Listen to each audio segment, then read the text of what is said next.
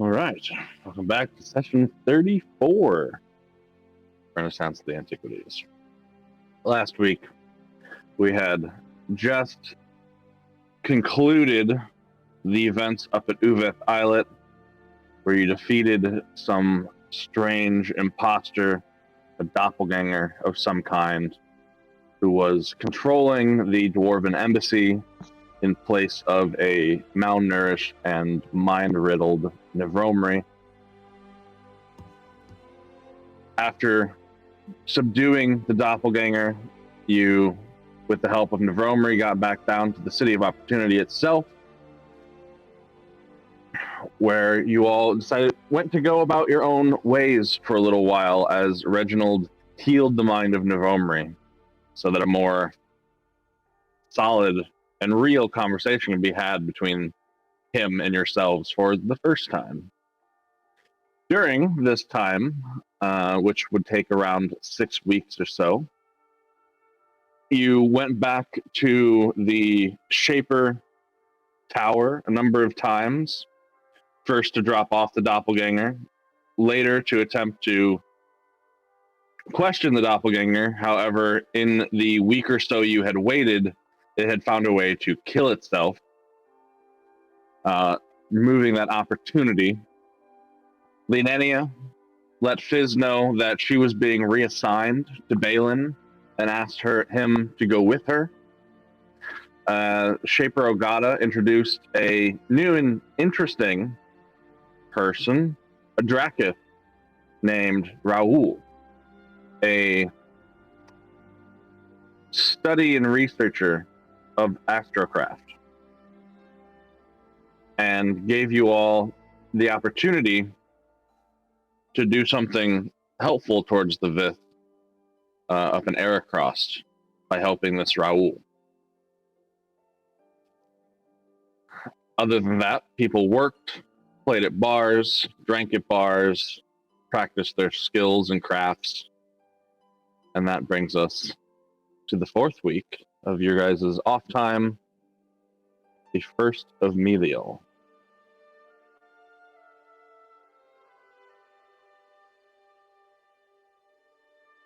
So, to start off for this week, should anybody have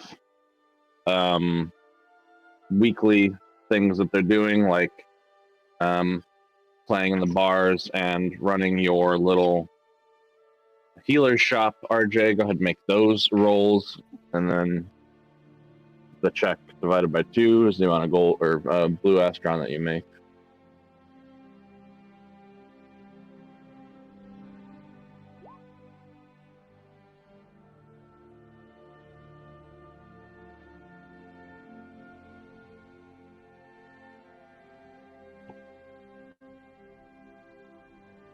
When I'm also doing those, talking to my patients, if I see a halfling, I ask them if they can help me translate the book into common.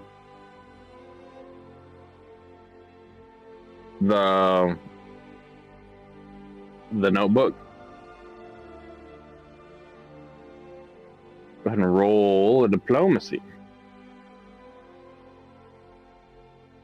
as you attempt to work with various people that you believe may be able to help you randomly off of the street that you come across in your... Okay.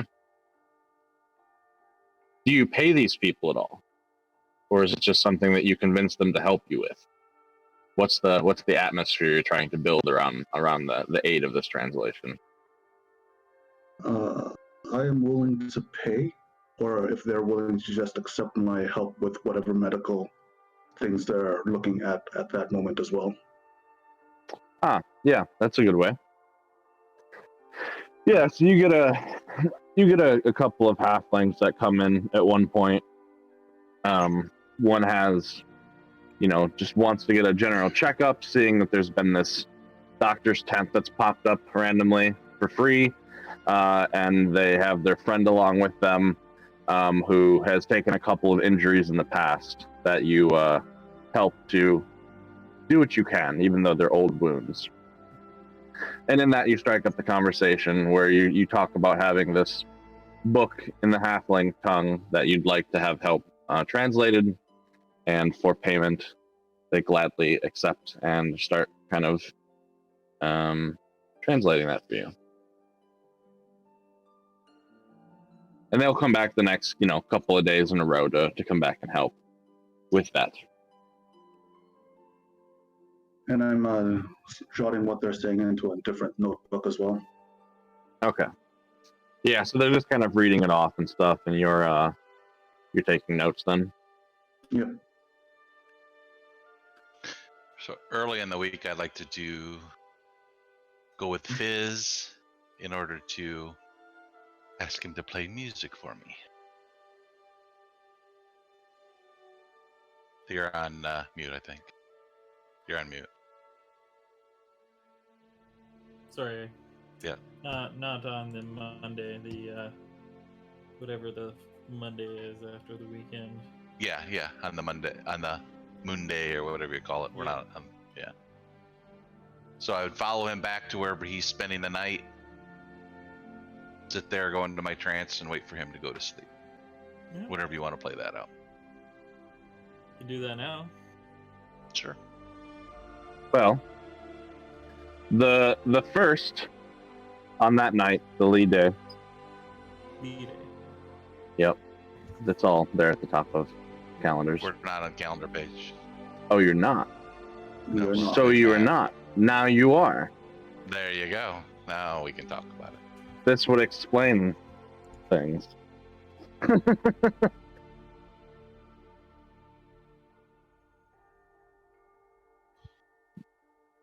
Knowledge dungeoneering? Untrained, nothing. Oh yeah, that's Not right. You were untrained. library research. Library research. We're just learning stuff. The doc is going to school. Indeed. So, Fizz, you and Nithyrn, are you sleeping at the tavern that night, or do you go back out to Yeah. camp? Yeah, I'm sleeping at the tavern that I played at that evening. Okay.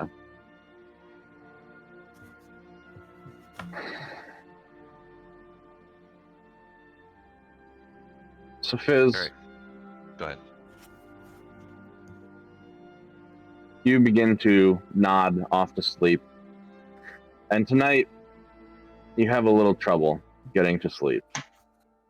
You toss and you turn, and Nithyrn, you patiently wait in your trance, waiting for the sense of him entering that dream state to be present for you. During this time, you are entirely focused, trying to connect until he finally gets to this point. That's fine. I'm patient. Eventually, Fizz, you begin to drift into sleep. It's a little bit of a chilly night, it feels. It's not particularly chilly in here, but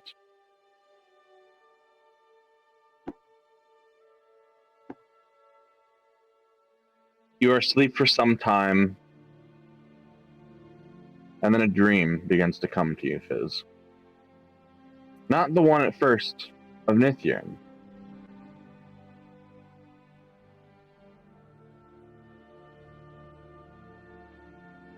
But Nithyrn, go ahead and make a will save.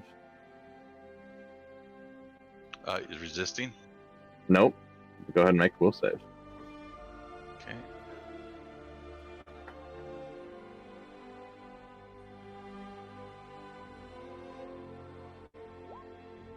Okay. So, Nithyrn, you very quickly realize when he is shifted into this dream state. But unlike all other times you've tried to do this with people,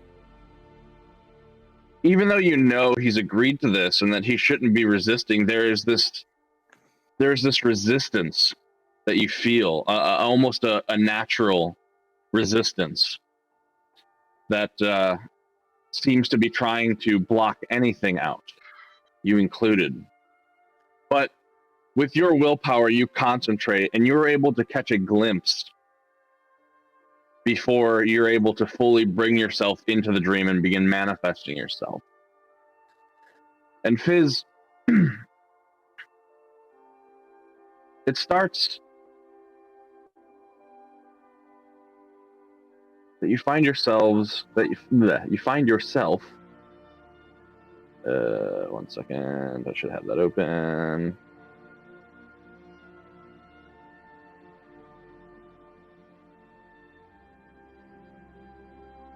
Am I roll 20?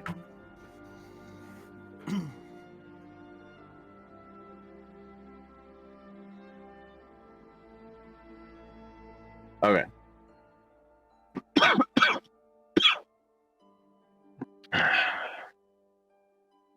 Find yourself back on the farm, Fizz. You are sitting in the kitchen. Your mother, Eva, is preparing a breakfast. It smells wonderful, with eggs. You can hear your father, Warwick, shouting at your younger brothers? Older brothers to get up, to begin the day's work, to get out of bed. The scent of spring is on the air. And there's some peace here.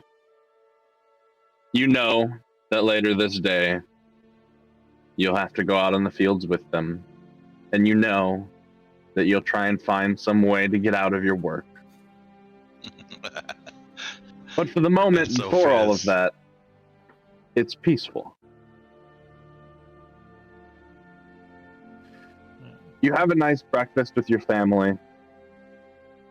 They're all talking about events going on around town. And then everyone gets up and begins to go off to do their day's chores. And as you step through the door, Fizz, it's that first footfall breaches the exit. You immediately shift into feeling yourself falling, tumbling uncontrollably at incredible speeds. The wind is whipping you left and right, and you suddenly hear the shrilling, piercing scream of a woman in the air around you, Linenia. Your heart immediately goes frantic. You fight to control your vision and to figure out what's going on before colliding with her in a warm embrace. You're still plummeting to the ground, uncontrolled.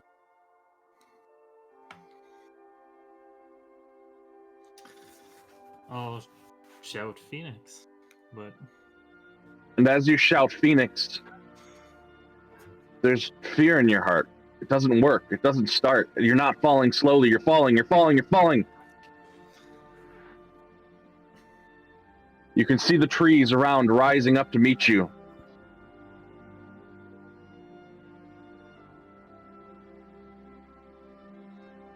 And then that suddenly fades.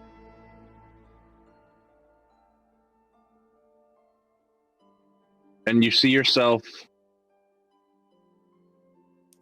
standing on the ground where you would have fallen.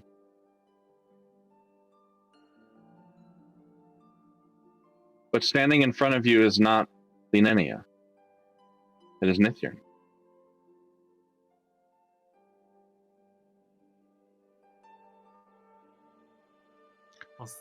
How much of that, if anything, did I see?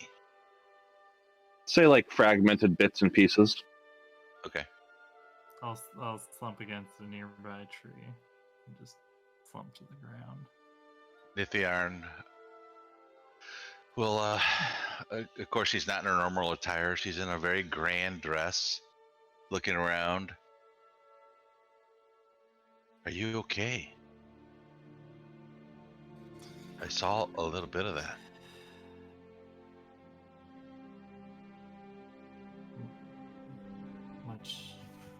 Much has happened these past weeks, and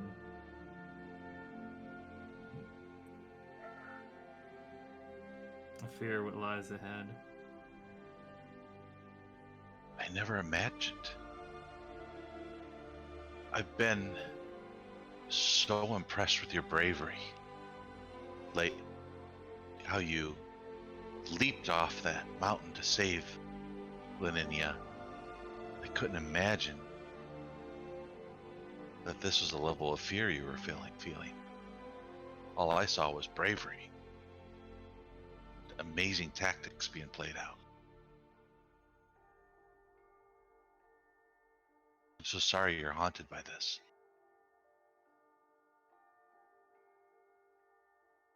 If this is not good time, please let me know. I don't want to intrude upon you.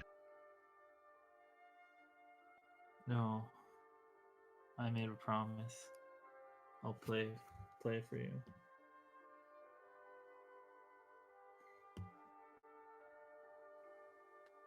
After a moment of catching your breath, Fizz, you begin to strum on your lute, raising your voice, singing soft melodies from your past. You don't mean to sing songs from your past, but they just kind of come to you. Perhaps your mind hasn't fully escaped.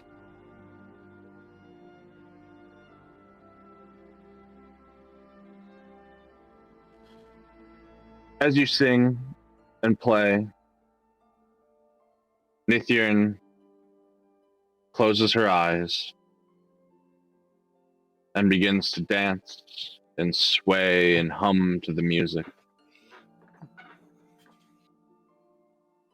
And this is pleasant. There's a nice rhythm, a melody. It's nice for your music. That means something so different for you, Fizz, just to see that bring so much joy to somebody else. And Nithirn is very gracefully just letting the music take her. Fizz, that's when you noticed, as Nithirn, you've closed your eyes and you're just become by this music. But Fizz, the forest scenery begins to fade around you, and a darker hue takes on the ambience around. You find yourself not playing the song that you were a moment ago, but you are playing a similar violin-like instrument. And you look to your left, and you see a quartet of other performers playing alongside you. But it's not music you've ever heard. It's this slow, methodical, enchanting, classical feeling music. And you somehow know how to play it, and you're playing along with everyone else impeccably. You look out into a array of what looks to be a stadium. You see hundreds and hundreds of people gathered in this audience, all wearing beautiful clothing, finely made and tailored and colorful. You notice they all have angular-faced features, ears that are pointed. That all of these people, including the ones you play alongside, are Vith. All of these things are only but what catches your moment for a glance. For what really takes your attention here is Nithirn, who is in the center, front of the stage, in front of the quartet, lights beaming down upon her. She's in the same outfit you saw her a moment ago when she danced in the field with you. But as she continues to dance, you see her form ethereally begin to shift and sway and change, like a mist is being unveiled from around her. She becomes shorter, not by much, but by some. Her ears go from these long, frond-like appendages to those of the people in the crowd. Her hair shifts from this shocked white into this flowing, beautiful golden hair that refracts off of the light shining down upon her. And she is singing and dancing, her eyes still closed. Her voice echoing through these halls above the sound of the instruments around you with this purity and this clarity. It is beautiful. She finishes her performance along with everything else, eyes still closed, does a graceful bow, and the dream fades for both of you.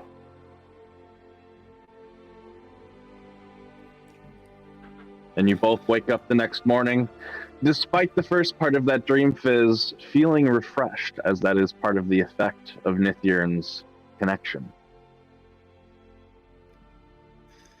If it's allowed, I would like to wake up before Nithirn, and I will not I will be gone from the tavern when she wakes. Okay, yeah, Nithirn, even though you come out of the dream, you just stay in that trance and you replay that moment, that sound, that feeling in your mind over and over, trying to cling to it for as long as you can before you know you have to open your eyes and that you will hear nothing. Okay. And when you do, the room is empty. A beam of light scatters across the floor, illuminating dust floating about the room. The bed is made. Well, Or- I would say the bed's in a messy state. The bed's in a messy state then. I don't tuck my bed in when I wake up. Are you kidding me? Fair enough. What was I thinking?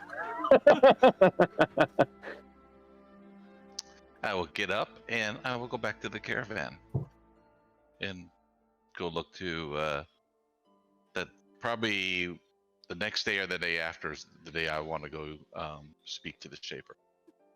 So, Okay. so I would like to do a scene right now. Yes. Okay. Go ahead. As you walk to the caravan, you might run into, or maybe he beats you there, Raoul, as he wanted to be at the caravan early in the morning. All right. Which, let me say this, if you guys were actually going to taverns or whatnot that night, you probably would have seen him drinking heavily. But he doesn't look drunk at all. He's up early as in the morning. Seems like he hasn't had any side effects from his drinking, really. I've taken a trait that makes it so it's really hard for my character to feel the effects of drinking.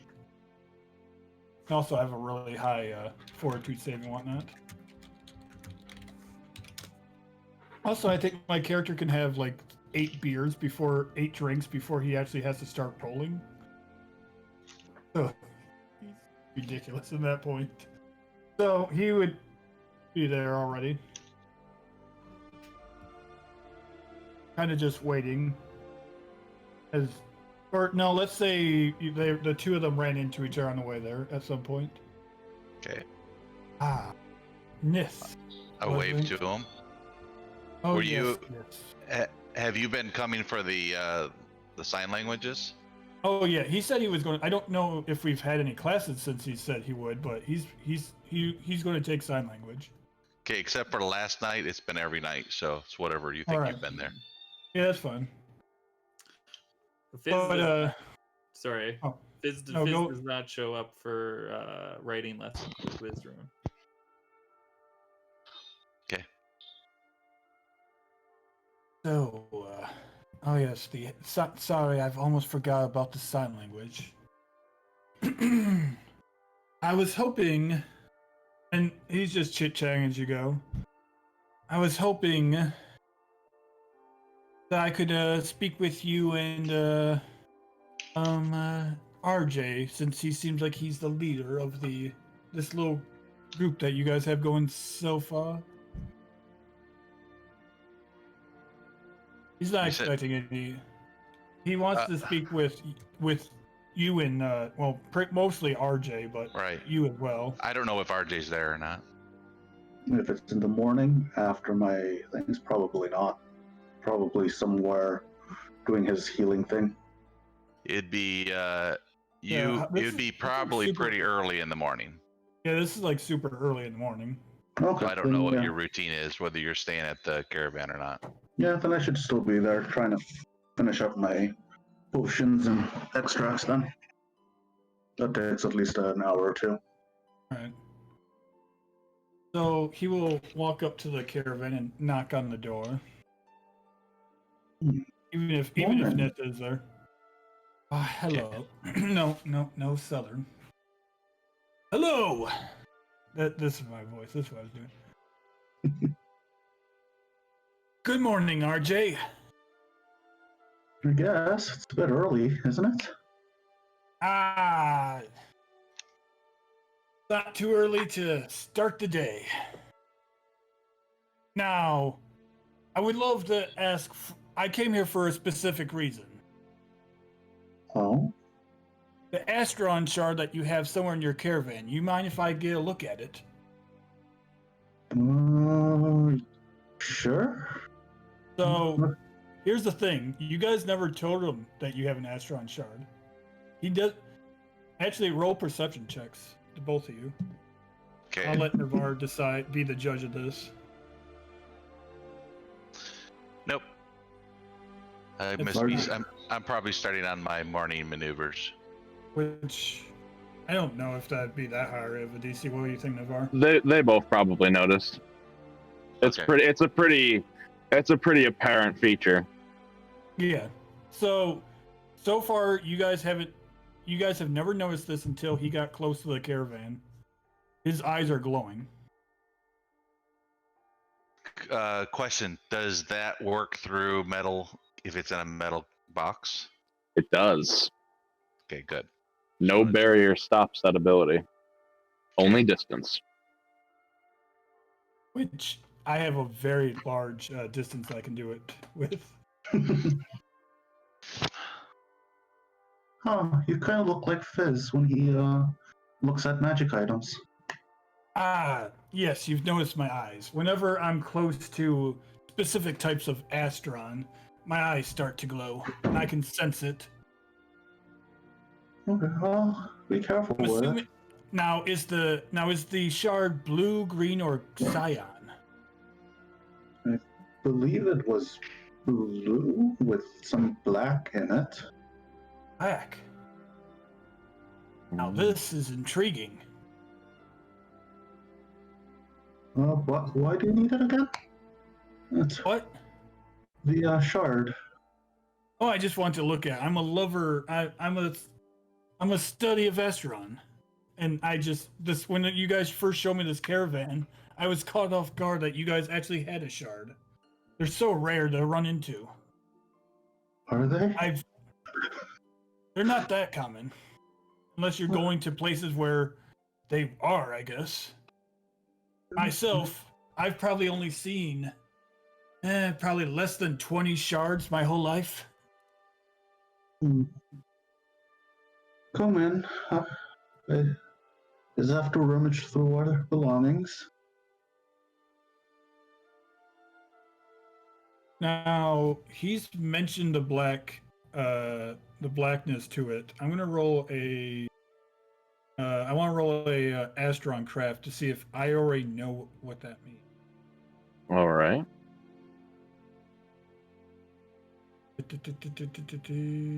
Raul. All right, I had to reopen my character because I had to restart the whole roll. And I'm making a quick addendum to the types you respond to, Raul. I'm adding clear and black to your list. The clear and black will be on all Drakith lists, in addition to 3 others based on their kind. It just hit me that made sense. Yeah, probably.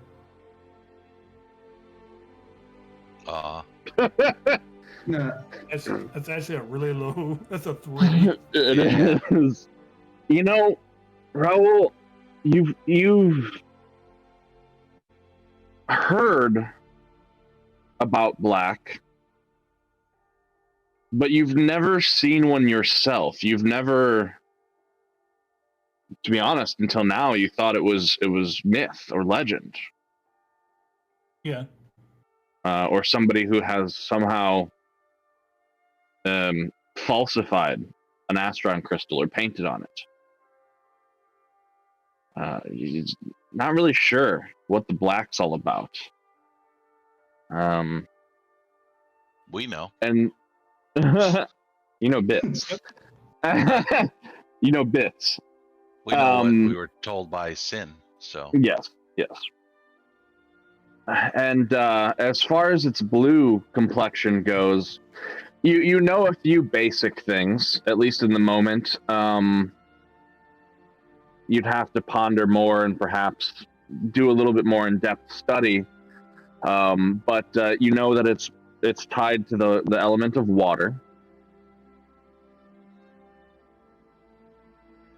Oh boy, I didn't expect this. One sec.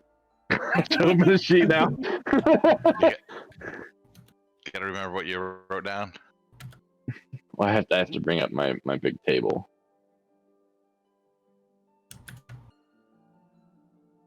I didn't expect him to ask about this. Well, he loves astron crystals. That's one of the first things I thought of. I'm like, he's definitely want to see this thing.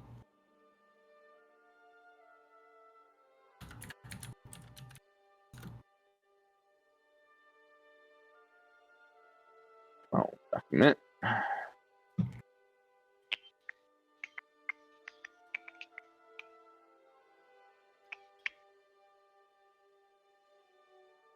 Okay.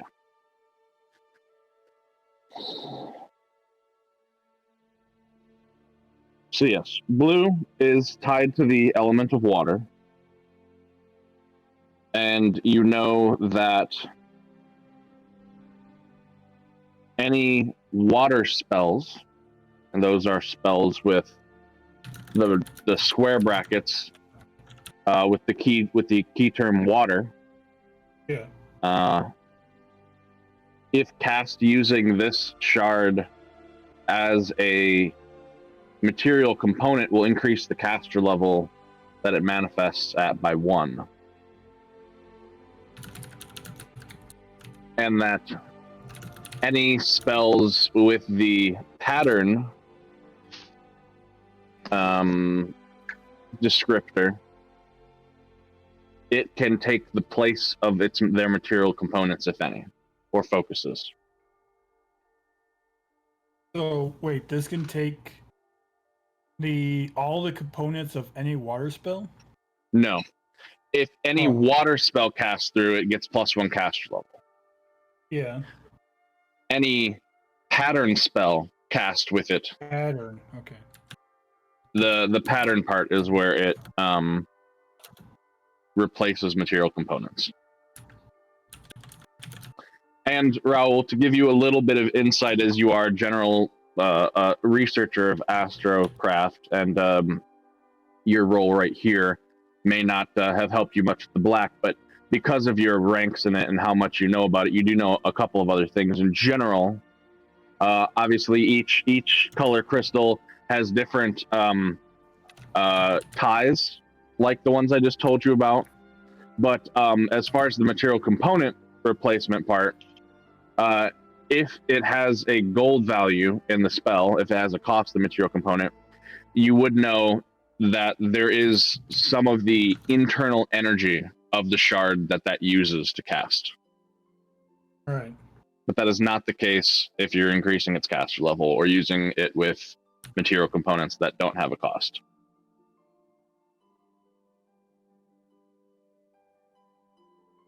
So if one would cast water spells, all they would have to do is hold the crystal, and it doesn't even use the energy within. It just makes the water spells better. No, sorry. That was a missay. Casting, Right. Increasing caster level does use some of the charge as well. Okay. The only aspect that Okay. is free is if you have a material component that it does not cost anything that you're using it to take the place of. No problem. The other two effects do use some of the energy. All right. And he'll kind of say this to them as he's looking at the crystal. You know, blue shards. No, why did I say it like that? No Still southern working. accent. You'll get it. You'll get it. Yeah, I'm still Put working on that the voice. southern draw down, damn it. Yeah. No iced tea, please. You know, blue shards can enhance someone who's casting water spells if they're holding it. It uses some of the energy that's within, but it enhances it and makes it much more powerful, which is useful for spellcasters. That part means nothing to me, except for that it is connected to water, which, water's okay. It's an okay element, but yeah. He's just going on and on and on. He's like, I do wonder about this blackness in it, though. I've only heard rumors of black Astron. I've never seen it. This is very interesting. If you guys wouldn't mind, I would love to study it while we're still here. I'll keep it here because it is yours, guys's, but I would love to come down another time and get a better look. Oh, well, I was seeing it again. I was thinking of doing something to it, but if you want to look at it for a bit longer, I guess I can hold off. It's black. I never seen black in an Astron crystal. It's amazing.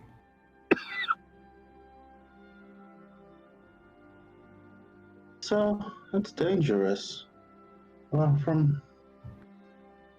If you come later tonight, I can explain a bit about it that our friend taught us about. Oh, wonderful.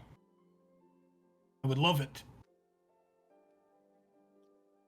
I'll be here later tonight.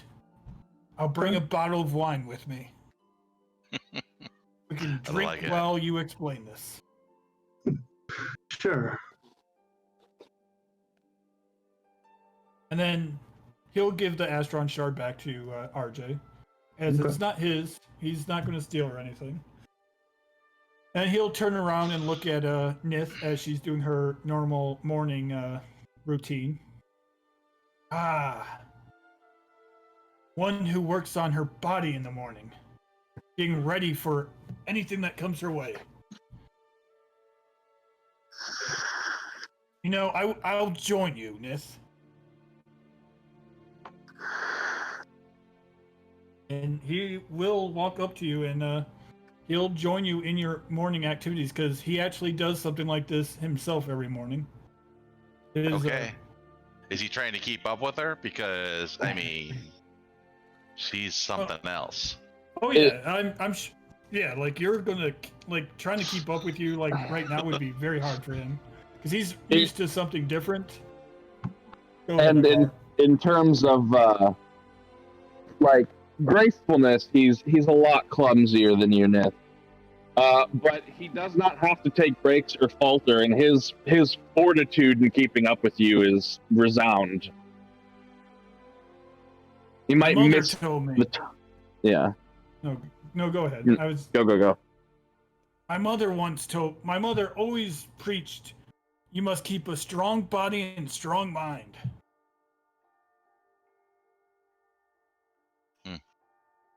It's funny because he has an intelligence of 12 and a strength of 10. That's okay. It's not all brute and brawn. Yeah. So he'll go with you this morning. He'll All right. go as And long what as you go. Nith really does enjoy that, and she likes teaching. So she'll stop when she sees that you do something wrong, and then show you the right way again. Ah, Of course, I doubt you can stick your leg straight up in the air like she can, but no. But he'll do the best he can. and yeah. And since you don't know workout. sign language yet, I'm not pulling out anything to write with to you yet. I don't even know if you could read and write, so we haven't approached that, so I'm not going to go there. Yeah, he's just like, wonderful workout. Thank you, Nith. She signs something, and she goes, I'll learn that one day. Don't worry. I'll come back tonight. I'm gonna go classes with you, and then me and RJ are going to have a great conversation. I'll bring some wine if you want it too. I'll bring 2 bottles of wine. and she just smiles and then continues on. All right, and then he'll leave you guys alone, and he's gonna go to the that he's also using that same research room that the Shaper allowed RJ to use, as he's Yep. using it to find anything Astron related. Okay. Yeah, so if everybody's going there to go to the Shaper room, Nithion will go with on one of the days. Well, the library is actually a different tower. I know, but you're walking to the center of opportunity. Yes, yes. The direction Yes. is primarily the same. Yep. So yeah, a day or so later, or actually you said later that night you were coming back to that conversation. So, gotta do that first. All right. If nothing else So happens he'll- during that day. Yeah, I got nothing else. Anything Fizz would like to share with the class? You're muted, No, but if not, he's that's fine too. He's just Alright. not. He never comes around the caravan. Yep. Whether or not they feel his absence is missed or his presence is missed is another question. Yeah, just wanted to check in with you. All right, the evening approaches then, and Raoul comes bouncing down the road with a pop in his step and a couple bottles of wine in his hand. And I'll even take them out for it's 2 fine bottles of wine. Split. Now, because I just thought of it, I have to know, what is Raoul's like walking stance? You talk about him being like super agile and stuff. Does he have like that, upbeat walk? Yeah, he's like a peppy person. He's like, yeah, going to learn about Astron tonight. He's walking down the road humming that, huh? Some Sure. people give me some really strange looks who are all like hunched over and sullen, and they look sad, and then there's just like this parade of happiness that comes across them. I forgot to do my hand. Hey, good week with the squirrel. Ooh. Wonderful. It stopped trying to bend the bars and escape.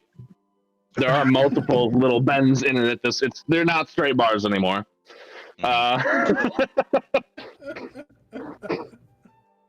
But you finally get comfortable enough where you feel it's okay to take it out of the cage, but you keep all the doors and windows shut. Yeah. And it skitters around for a bit, but you eventually kind of coax it with nuts and berries that you always have in your pocket. And you're kind of beginning to train it to give it that sense of, if you want food, come to me. Food is me. Me, food. Right. And you kind of start forming that bond with it. Cool.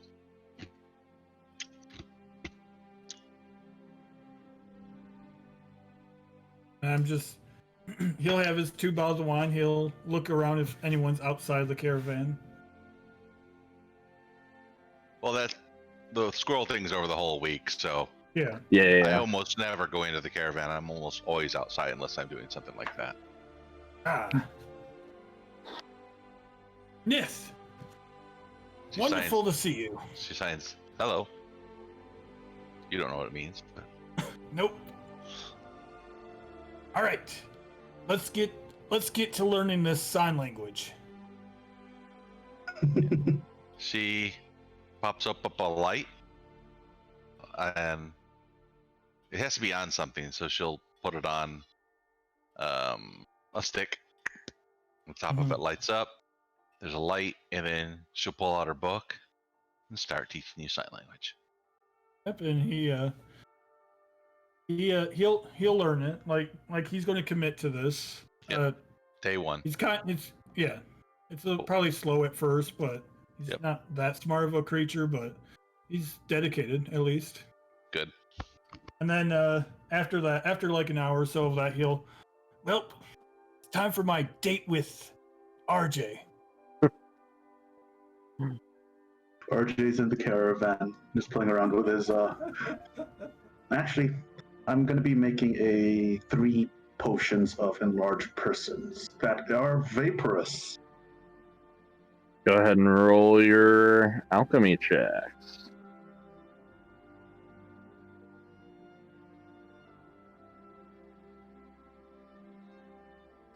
And you know all the DC and stats on that, right? Yep. Okay. He's gonna walk in and just be like, "RJ, I'm here. Oh. Hi.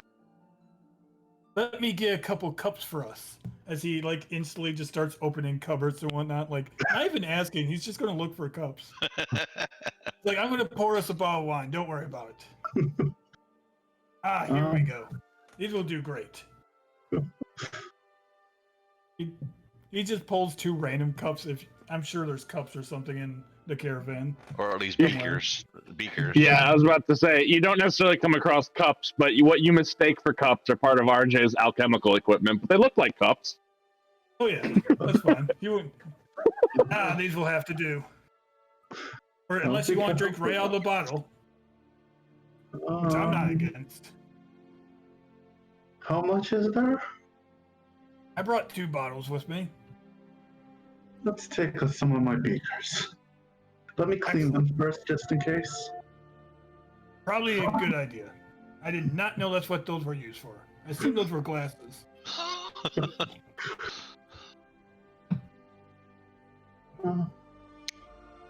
Well, then I clean up the beakers and we start talking about what the black mean. Well, what our friends said when we were still traveling with them said, told us that these black imperfections in the astron are tainted energies that were what's the word I'm looking for now? Absorbed into the crystals itself.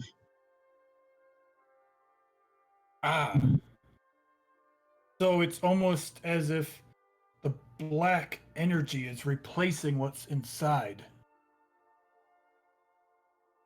Something like that. He said that it's cool. It's something similar to changing the element itself into something different. And maybe he was kind of vague of if it's how bad it could be, but considering that we found another one that seemed to be what animated a corpse that had a lot more black in it. So it can so it could possibly animate the dead, like necromancy. Interesting.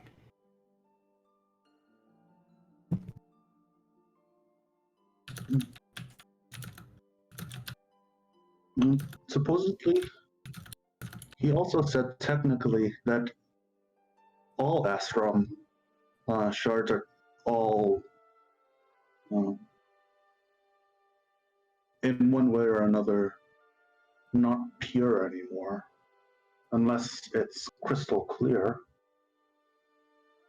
Yes, I've heard about that before. I've never seen a clear Astron either. Just like the black Astron, I kind of thought it was a myth, but I've heard of that same theory. Well, I can show you a clear astrum right now if you don't mind losing this bit of black that's in this one. What do you mean? No, just asking if you want to see it or not. Would you be able to turn it back to black? Probably not. Aren't you going to use this for something else yourself? Well, I was gonna use it to give my thanks to our lost companion, but that tends to give me a peace of mind to do better in whatever I feel needs to be done better. I see. So this is for this elf that I was told about. We want to do some ceremony. Yeah. Our Interesting. companion was an elf. You said which companion are you talking about? I was told about this elf man that lived in the woods apparently, or something. Not too many of the What? Navar? Yeah, help translate What? Noir. I think they're Who are you the talking story's about? Yeah, who are Was we talking? Sin an elf? Oh, No, Sin was I- human. I was talking about Tywin. He doesn't know anything about Sin. You heard about Tywin, you just said fallen companion. No, he said from what we learned from a friend, a companion, he was referring. Alright. But you might have you could mix it up as a character. That would make sense Yeah, because you don't know about Sin. no. Ah, Elf? Oh, no. Our elf friend is that squirrel right there. Remember? He's still here. I do remember that now, yes. I'm sorry, my mind's all over the place sometimes. So, do you want to see the clear astrum crystal, or do you want to leave it like this for until we leave? I don't mind either way. I really want to look at this the blackness in it a little bit more. Like I said, I've only heard rumors of black astron. I've never seen it before. Just give me a couple days. Give me a couple days of looking at it, and then you can do whatever you want with it. Well, I'll be here every night, whenever you want to see it. Wonderful. I'll be back every night. The tavern I'm staying at will miss my my business, but this is much more important than listening to music and drinking alone. No, well, if Fizz ever comes back to the caravan, you can always ask him. He tends to be here doing the writing lessons with. Hey, Wizard, where's Fizz? I would be doing lessons with Wizard right now. So go ahead. I don't know. I haven't seen him. Weird. Does he usually miss a thing like this? One of your Not lessons? generally. No. Strange. I'll have to put a note down about that. I'll go ahead and sign. There might be something wrong with him. He I asked him to play music for me in a dream, and he did wonderful music. Really was quite amazing. And just before I entered the dream, he was having like a nightmare. I don't like some sort of trauma. I'm not sure. And then after then the dream went fine. His music was amazing, probably the best I've ever heard him play. And then I didn't see him in the morning. That He may doesn't be in sound stress. good. I'll go check up on him or at least try to find him. Which bar was he in? And I'll tell her the same one that Raul's staying at. I assume it Oh. was the same one, right? It can be. I Okay. never clarify which one I'm staying at, so it can be. You said you were listening to him play, and I think he said he was staying at the inn that he played at. So unless Fizz is Yeah, playing that's- at multiple inns, I don't know the whole story Fizz has got. I think he was, but like James is here. He could I know. talk for himself about this. I'm waiting for him. So primarily I've been playing in the inner quarter, which is the Mage's Doom, which is where the Vith are. But yesterday evening I would have been playing in the west quarter, Progression's Way. Okay, I'll explain that. All right. Ah, I see. That explains why he wasn't playing last night. Well, I'll see if I can find where he is. Hopefully he's just drunk. He does seem to like his drink. I would have noticed that you weren't drinking as much, wouldn't I? Because I've been kind of with you several nights while you played. Me? Yeah. So I mean, whenever Fizz has played, you notice that he often will encourage others to drink, but himself does not really go overboard or anything. Okay. Also, I'll He say that. enjoys watching the chaos. Right. About the times that I've been able to watch him feel him play over the last couple weeks, he hasn't been drinking that much. Strange. Wonder what's wrong. This is the same Fizz that's been hounding me to make him that potion that changes water to wine and mead.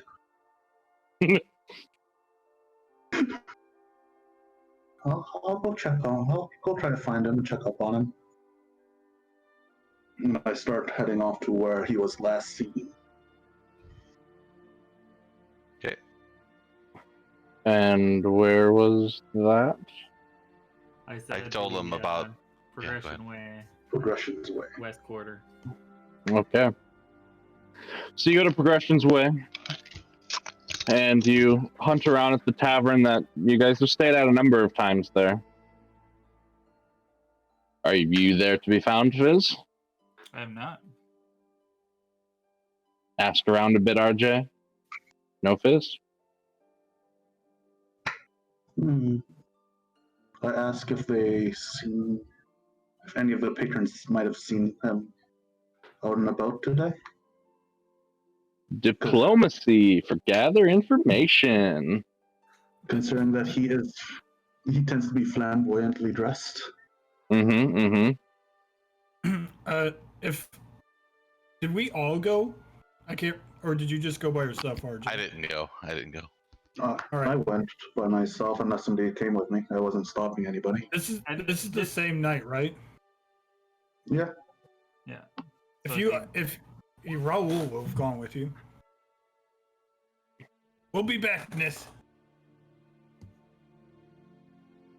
And then with that, I will help you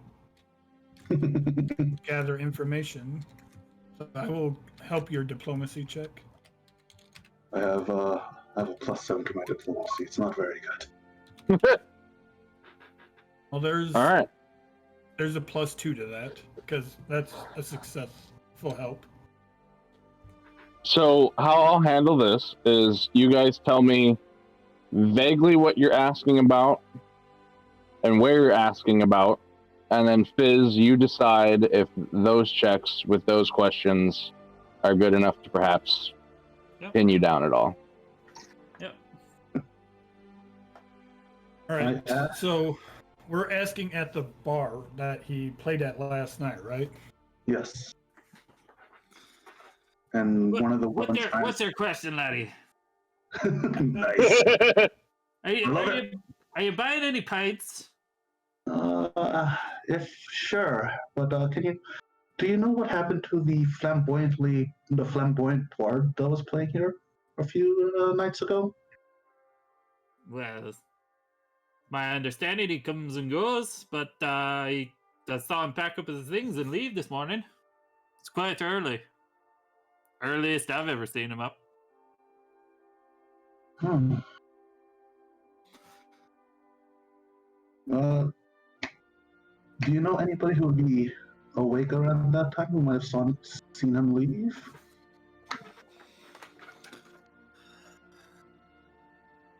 Gotta think about jobs now.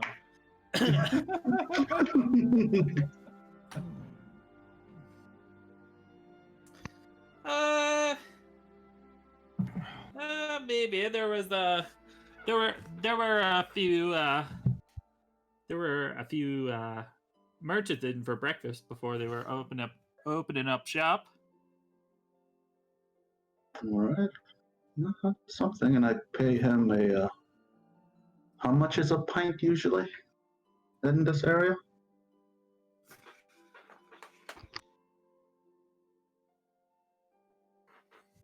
That's you, Nabar. Oh, sorry, I was muted. A couple reds. Couple reds. I Yep. give him 5 reds for a pint and information. Thank And you, I, you kind sir. I give Raul the pint. Ah. If I knew you were giving this to me, I would have asked you to get me wine, but this will do just fine. He'll drink it. He's got like a little look of dislike in his face, but he still enjoys it. I believe the herbalist might have been in having breakfast. Might have left around the same time. Is he in here right now? Oh no, he's well in bed by now, I'd imagine. I guess I'll His shop's just across the road. As my accent changes. 3 times already, actually. Yeah.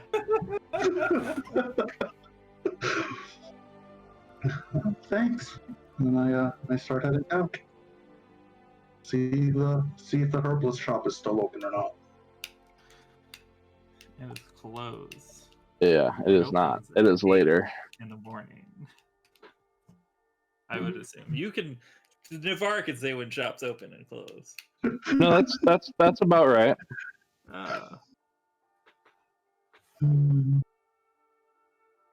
Well, I'll be back here tomorrow.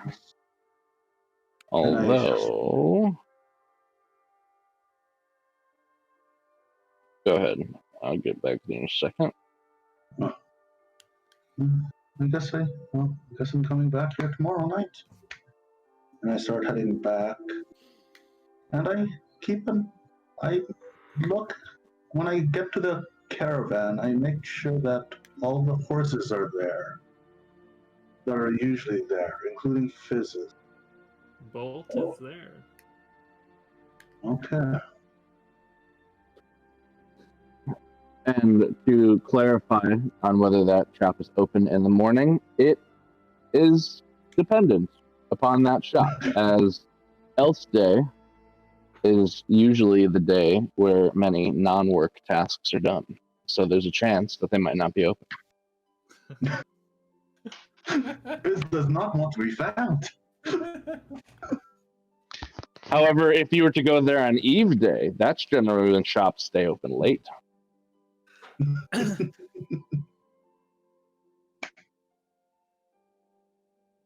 Well, I guess we'll have to pick it up back tomorrow.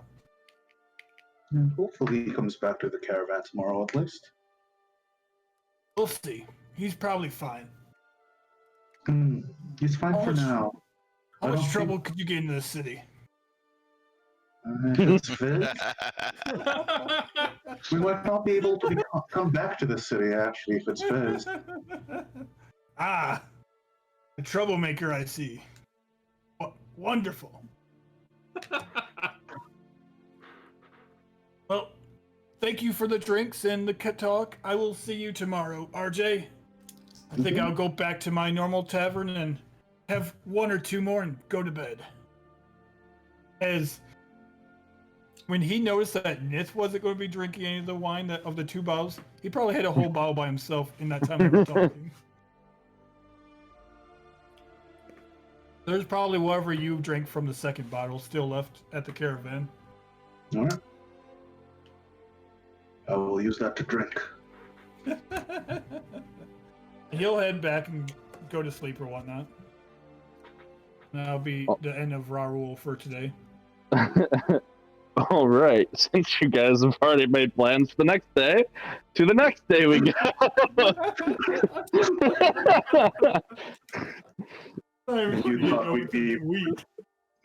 And you thought we'd get to actual things outside these 2 weeks. Hey, you guys spend as much time in this. Start hunting me down right away. Well, our new friend asked about the music, and since I notice you're usually here for that class, and you're not, that's weird.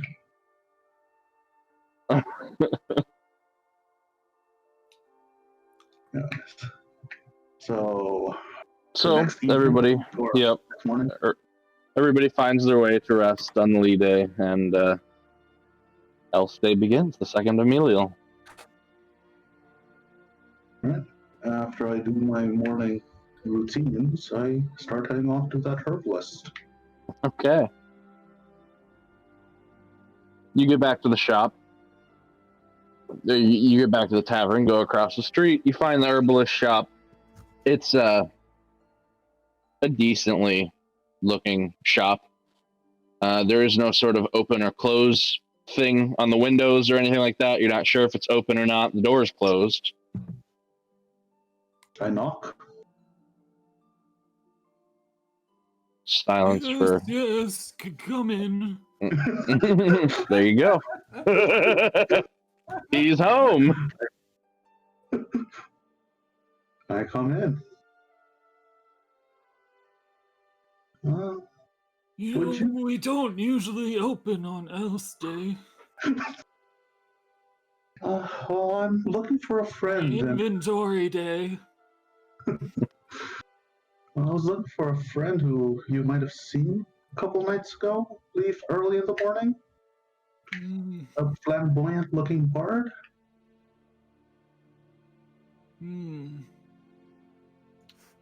Where would I have seen this gentleman? Across the street at that bar over there, or the pub. Oh, yes, I think I know him. Why, that bastard pushed me down while I was trying to enter the tavern. I dropped a few of key ingredients of mine. They were ruined. Oh, well, do you know? Would you be able to tell me where he went, or the direction, maybe?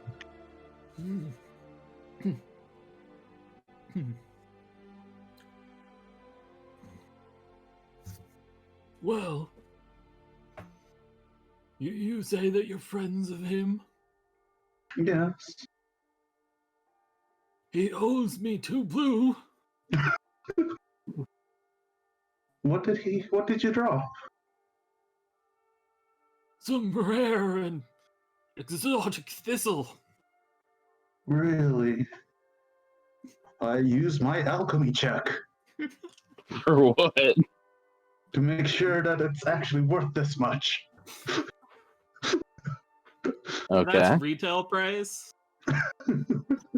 So you could probably haggle down from that. Or I could probably give him some of my reagents I have in my pouch. Oh, yes. Depends on the thistle and where it's from. And knowledge nature. Considering this is probably not magical thistle. Likely not.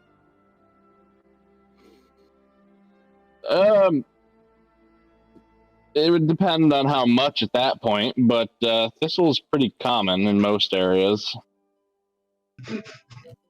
Till you get into the more exotic regions. But you don't know Because necessarily what the markup price for a shop may be as well.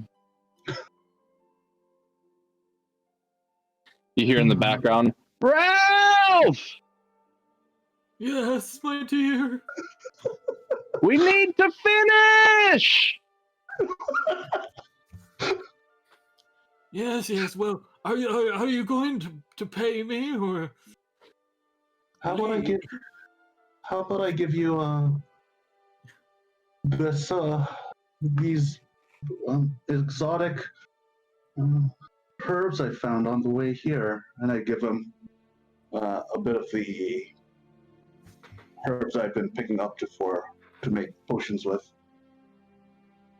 Pulls out a little lens. Looks at them. Yes, these will do. He was heading south. All right. How much do you want me to take away from my comp gold of herbs? Are you trying to give him two blues worth? Maybe a blue. That's your call then, how much you give. I give him out a blue's worth of my herbs I Okay. found. This is Okay. pure improvisation right now, Miguel. Yeah, I don't know if he wants to get rid of some of my gold that I've been saving up. Ralph! Who in the hell are you talking to? No one. They were just leaving. The shop's go. closed! Yes. Get out. I get out and start inside. I had to recoup the costs from the thistle that I dropped the other day. I don't care about your damn thistle! RJ hears as he walks away. One side You of hear the shouting door. from the hut. You hear the door lock behind you, too, if there are locks in this.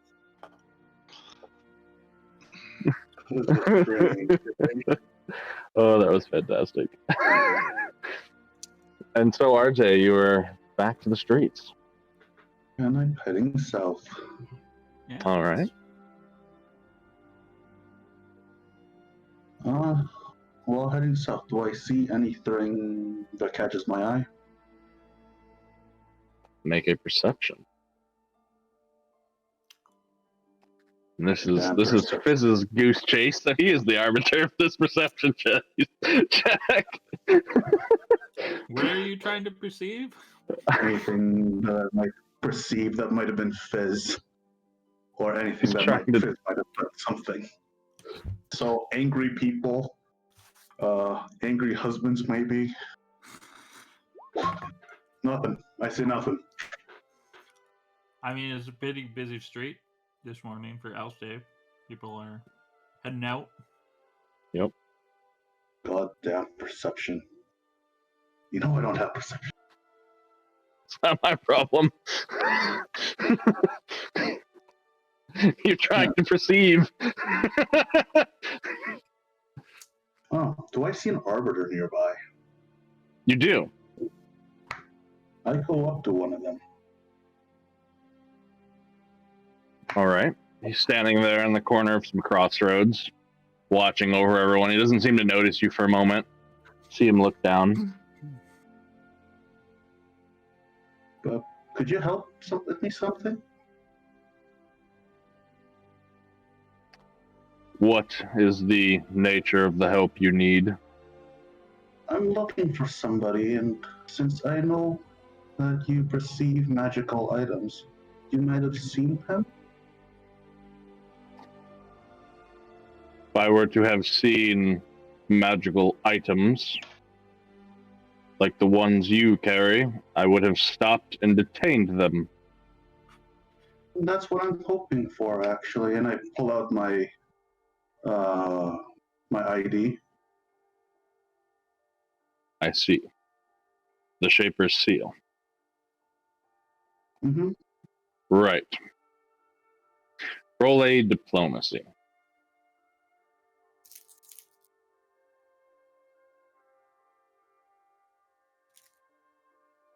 Is Raoul still with you? No, Raul did not say he would join him this morning. Okay, He said he would join him in the night for drinking and research. right. I am not a tour guide. I'm just wondering if you maybe stopped that person and he has shown you a Shaper's seal as well.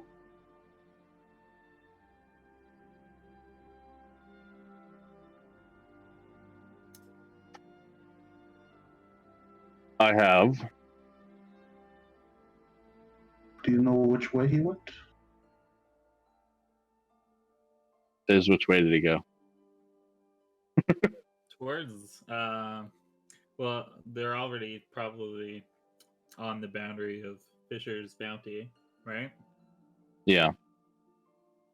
So he went towards one of the taverns in Fisher's Bounty. Toward the gates. What was that? Sorry, you broke up for me there. Toward the gates. The next section over. Thank you. And I start heading out.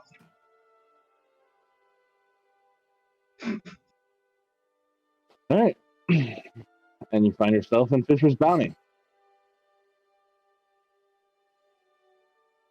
where there is a series of canals that are built, the streets are built over, and fishing apparatus hanging from hooks and fences along these canals, little bridges that cross over, shitty little hut-like shacks kind of like scattered on land masses between the bridges and walkways.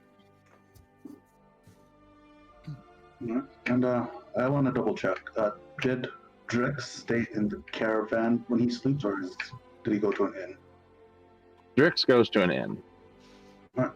I go to the inn that Drix showed us, thinking that he might be there, so I could ask him questions. Yep.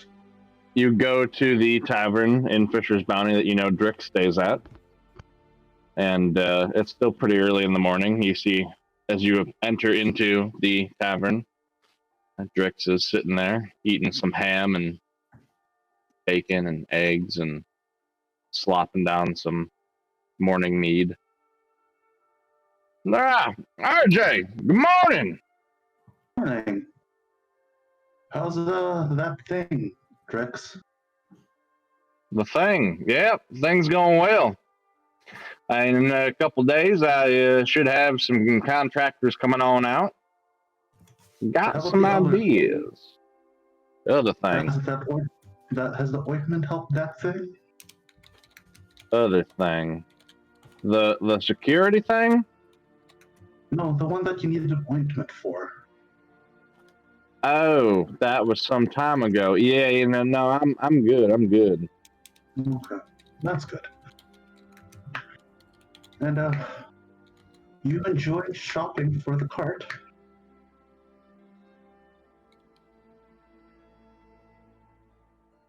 Yeah. Got big plans for it, I hope. Oh yeah, I got some good ones this time. I was wondering, have you seen Fizz anywhere? Might have been staying in one of the inns in Fisher's Bounty?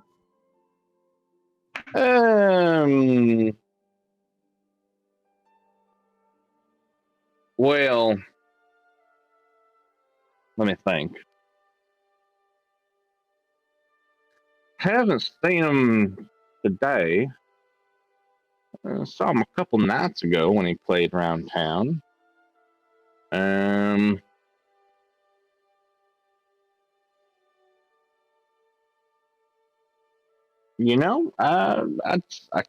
can't say where that guy's gotten on up to.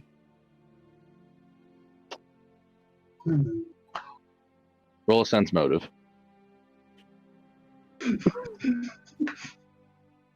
Thank God sense motive isn't a trained skill. Then again, I have a 0 in it. Huh? He's being a little dodgy. You know, Drix, I am making potions tonight. If your lips were a bit looser, I could make that potion that you wanted. You trying to bribe me, Reginald? Oh, of course not. Why would I need to bribe a friend in the caravan? Well, you see, business is business, and then there's other business, and often them businesses don't real mix real well. It doesn't turn out well if you mix business with business.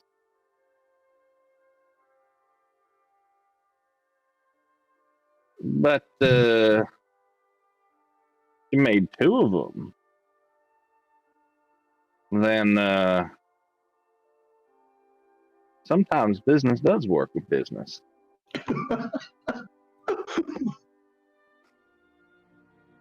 Well, that sounds like a fine deal. All right. Well, he stopped on by this morning. He was pretty specific about what he was trying to find. Now, I'm not going to go spoil all his business, but if you go on down the road about 3 blocks away, you'll see there's this small little alley right across from the river's way. At the end of that alley, you'll see a set of stairs.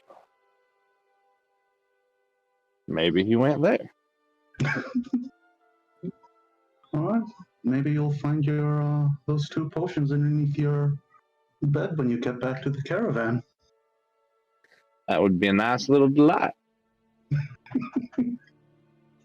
Now, of course, part of business is we don't talk about business once business is done. Yeah. Have I talked about your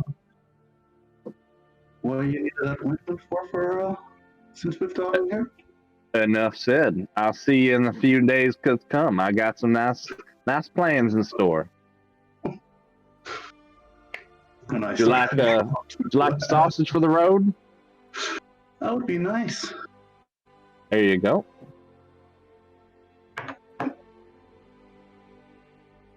Oh, It's pretty funny. wild goose chase. Mhm.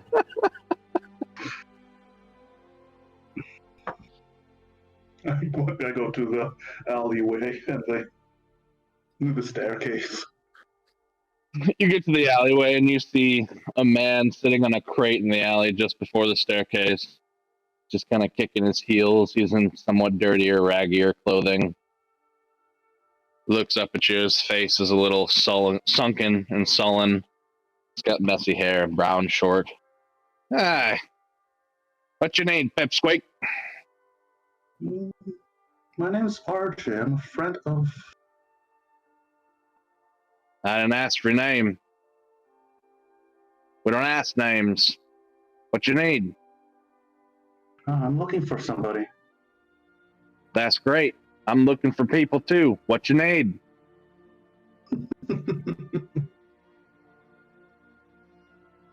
I need someplace to sell potions. Kind of potions we're talking? A little Talking. bit of this, a little bit of that. Right, we're talking shitty alchemical herbal things. We're talking poisons you slip into someone's drink you don't like, or kind of poisons are we talking about here? Oh, I'm talking about potions Or that potions. making sure that you don't you can survive those poisons that somebody might put into your drink. Ah. Right. Doctor, looking to make a little extra, are you? Just on the side. Got something for show, or you all talk? Well, I do have this, and I take out an extract of cure moderate wounds.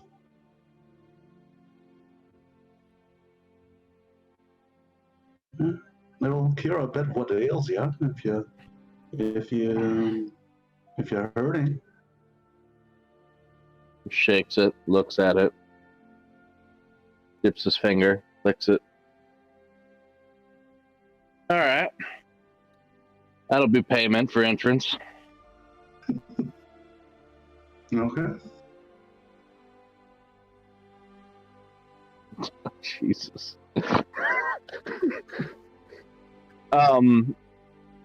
He kind of nods over towards the staircase. Actually, you see this rickety door at the bottom. You go down and you crack it open. And there's two bigger guys standing on either side of the door in the entrance. They just look down at you, don't say a word. One looks like he might have orc blood in him. He's got a little bit of a tusk coming out. The other one's just a meaty-looking human, big belly. And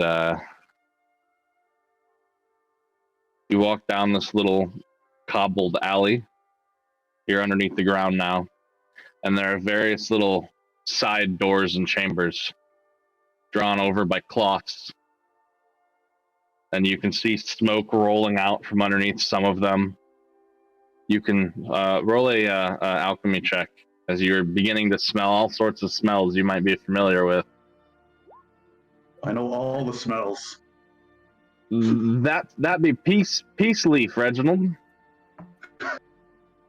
Along with other drug-like scents that you seem to be picking up on. I see.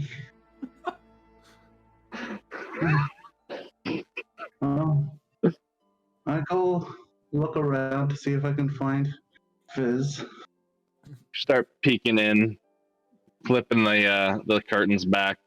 Some people are like, get out of here! Who are you? You get rebuffed a few times. Others don't even notice. You look into one room and there's just this guy, eyes glazed over, slumped against the wall, like drool coming out of his mouth, and he's just I'm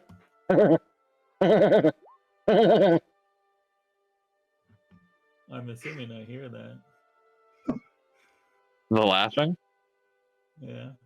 Yeah. Oh, and the commotion RJ's making with some of the clients. Yes, you do. You do hear someone is coming down the hall.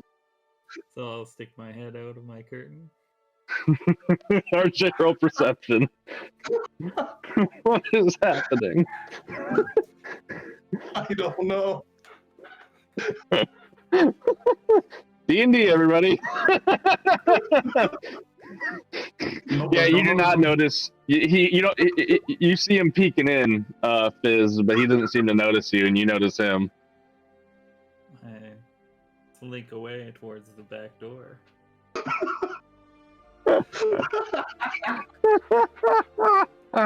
Stumbling a little bit as I go.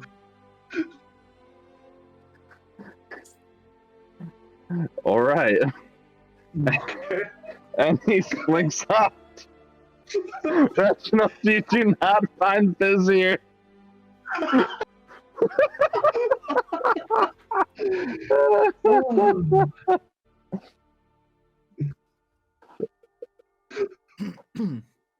Okay.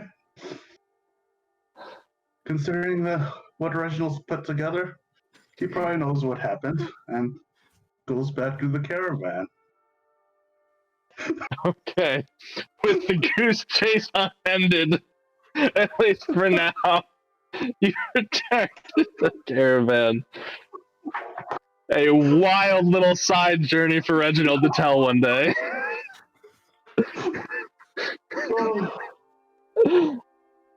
Oh, man. Anything else anybody's doing today or this week in general? The only things I would be doing is studying that crystal for a couple days, probably for the rest Yeah. of this week, Okay. and just learning sign language with Nith and being at the library from time to time to get what you can from the books in there.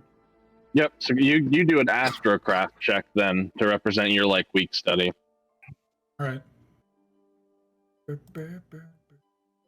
better than the last one. Okay. Better. Yep.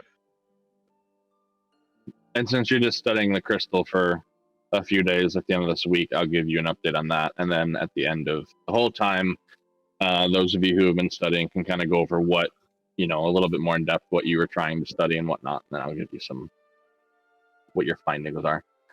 Right. But Nithian, was it tonight you were going to the Shaper? Morning. Next day. Alrighty. Tomorrow morning, Eve Day arrives. Morning things are done. Nithian, you find yourself. Are you taking anybody? Nope. Unless they want to go. Unless they were going to the library that day. I'm A not couple of sneaking people off. were. Okay. Yeah. We walk together then. So you travel to Mage's Doom with them, and then they split off on the library tower, and you continue on towards the central tower of the Shaper. Mhm. And you get in, you're greeted, you wait a few minutes, and you find yourself rising up to the elevator to the top. The Shaper Ogata awaits you. Okay. Ah, I walk up to him. Yep. good morning. He bows. Please, sit down. I was wondering when you might show up. All right. I'll start out. Do you understand this or not? Sorry, I'm afraid we'll have to sort of writing, I seems, at least on your end. Okay. So she'll ask for pen and paper. I mean, she's signing. Yeah, he provides it. Okay. So she'll start out writing, and I'll just say it like she's writing.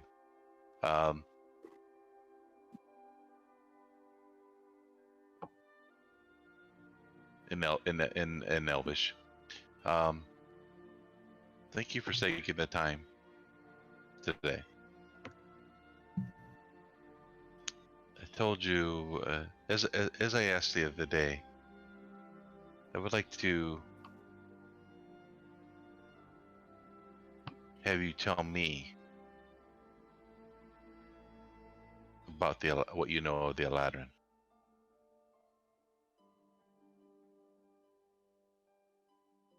Everything you know about the Eladrin. Of course. It is not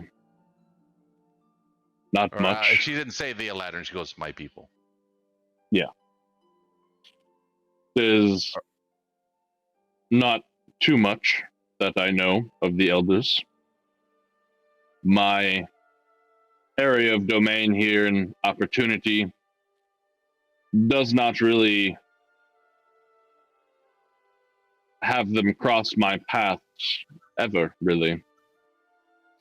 However, the Elders are a topic that all Shapers know, and from time to time in our council meetings we discuss. So I know what I know from that.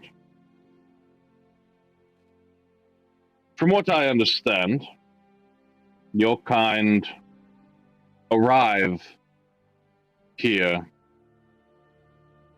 by some means for the purposes of distributing a fruit that they bring, one that allows elven kind to procreate. During these returns,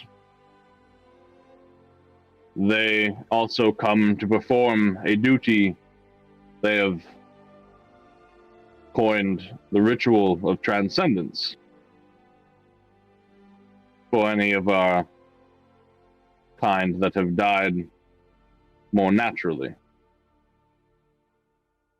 We know that they use clear astron in this ritual, and they say that it aids one's travel to the afterlife.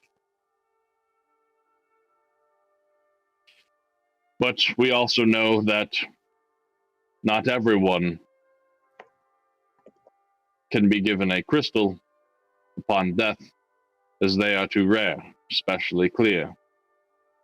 But they still do the ritual nonetheless to keep appearances, it seems. They usually make a spectacle of it.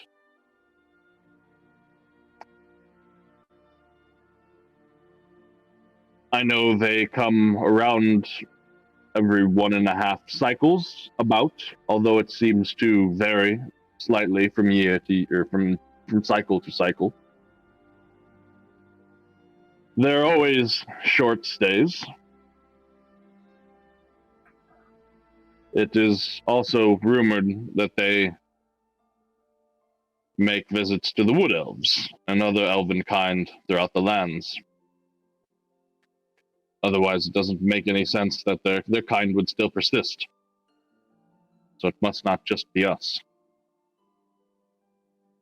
Because of that, us Shapers see them as more of a neutral role. Not allies, not enemies, but to be respected still the same. They are vital from what we understand. We would never do anything to upset them. But on that same token, they don't seem to share our same desires and goals, and as such, we don't really work with them beyond what they provide for us. Which is strange, as we don't provide anything in return, so I don't understand why they continue to do such, but we are welcoming it.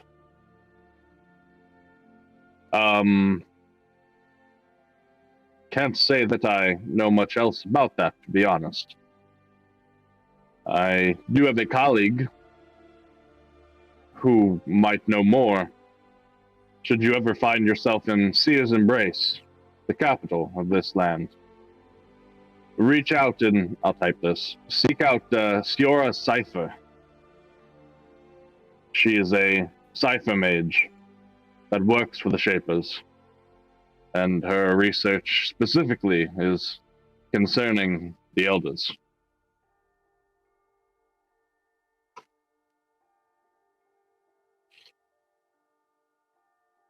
And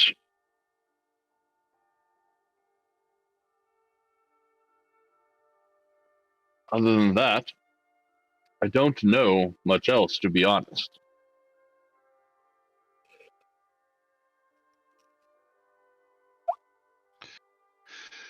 I'll bring up the pen. Some of that I knew about, right? Some of it. Yeah, I would. you knew bits and pieces. Yeah.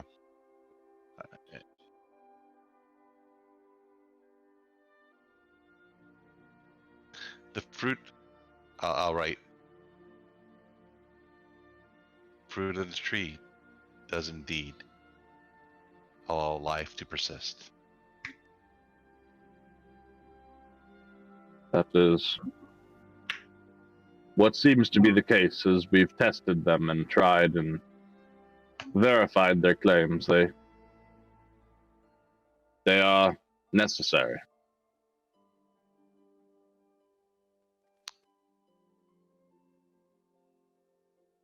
So you must be very confused by me. Yes.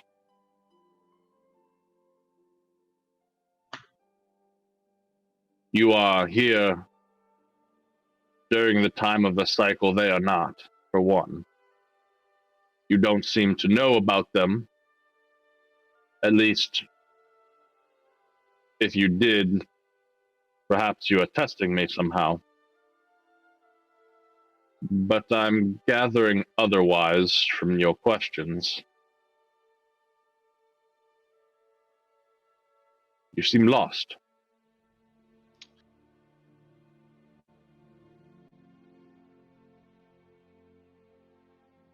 My word is true. It always will be. I know some things I don't.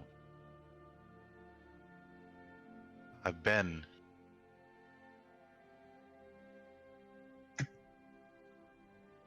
from from our home and came here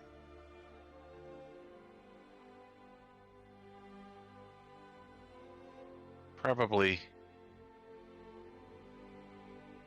with a different role to play. And I'm putting those pieces together. I'll tell you the truth on that. Since that is my truth, what is your truth towards myself and those I travel with?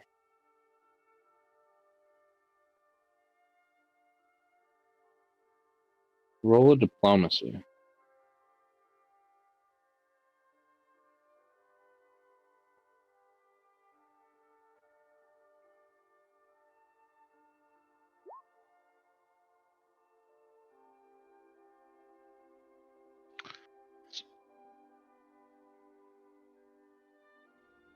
Linnea, Arbiter Linnea, has appraised me of what she understands of you and your group's travels. You are all in the midst of things you do not understand. And yet, you still manage to stabilize one of these anchors.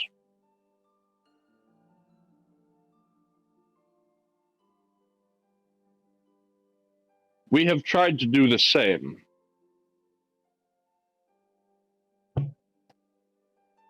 In fact, the prison camp at Aracrost is not there by chance. We have not had the results you have had. That is of interest to us. In addition to this Astrocraft Drakith that has appeared to us, we feel that if it is something you already wish to do, as it seems it is, to go and to stabilize these anchors, why would we stand in the way of that goal? Indeed, we thought linking you with this Drakith researcher might be of aid. And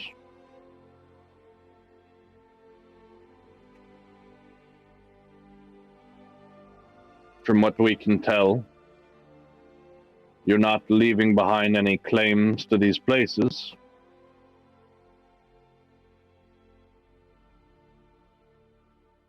Giving the opportunity for others to take up the role needed in such places.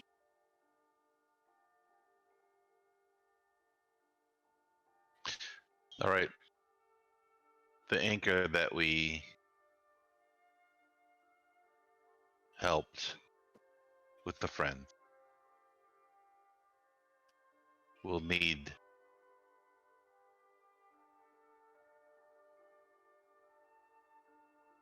people, fifth, probably others, to remain stable.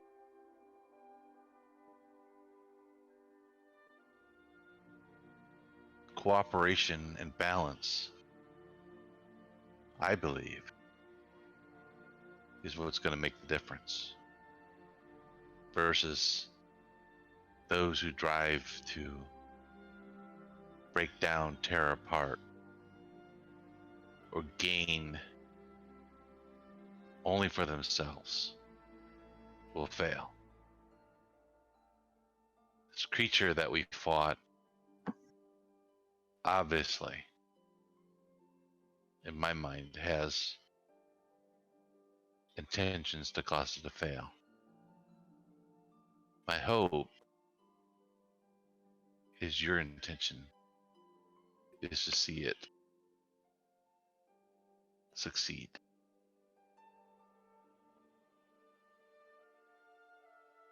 Roll a sense motive.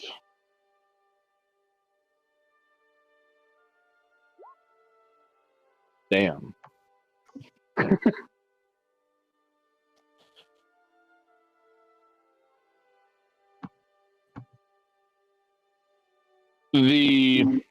And I'll respond to that in a second, but this intention is to regain access to these areas. It has been brought forth the idea of cooperation with the dwarves, and, well, our people built it together. There is no reason why we cannot work together as well. That is my opinion, though, not the council's. Plus, you are correct. Whatever entity or group that imposter worked for is a threat we are not aware of.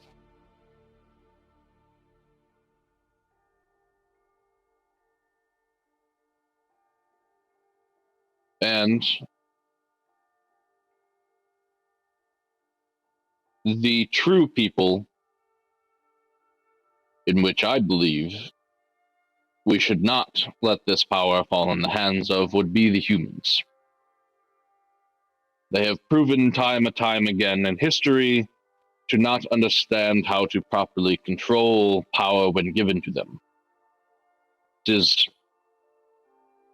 not their fault. They are short-lived and must burn like a bright flame, quick and fast, and make the most of the time they have. But for those of us with longer living lifespans, we begin to see the connection consequences have over a longer span of time. Something that humans lack. We would not want for that power to fall to their hands, only to create some potentially wonderful things, only for it to collapse shortly thereafter, for they built too high too fast.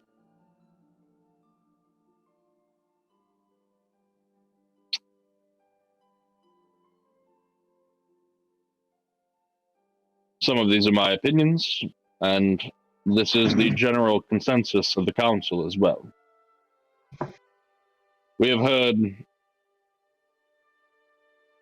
your desire to have both sides, dwarves and Vith, convene. I have passed that notion along to the other Shapers. It is perhaps something that will happen in time, but it is beyond my hands now. It has moved to a realm of higher politics that I do not myself engage in.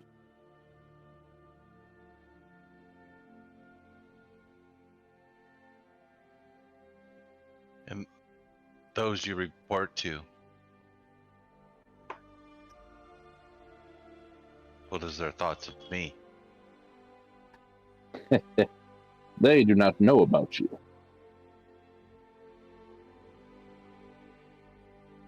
They don't report to anybody. I am one of the councilmen Shapers.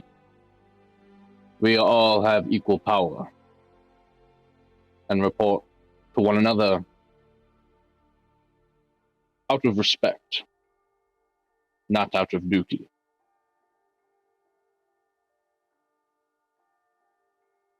Okay, understood. You get the sense that he knows a lot more than he's saying.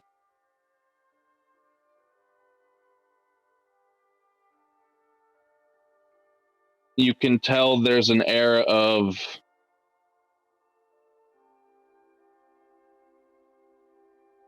he doesn't seem that he believes that the Vith and the dwarves could work together, but he entertains it openly. And perhaps most interestingly, whenever a notion of rank comes up, or the idea of reporting to someone else, or what the views are of other people, he almost always refers to them as Vith or Shapers, almost excluding himself. And there's this air of, I am better than them when he speaks. Okay. He, in some internal amount of himself, believes himself better than the rest of the Vith or Shapers for whatever reason. Okay. As you were able to kind of really pay attention to what he was saying there. And that's what I was trying to do. I'm trying to get him to talk. So Yeah. since I picked up on that he's holding back, I will key in on that. Very careful, I'll say.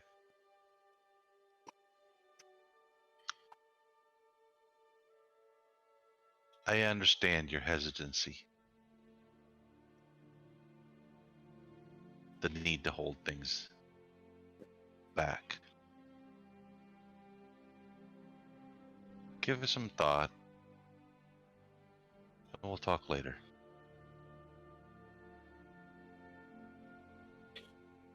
I do have a couple of questions for you.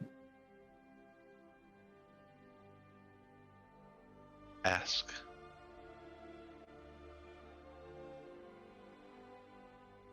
Lienenia's report spoke of a man named Sin. Spoke vaguely of the role he played. She was less descriptive than I would have liked.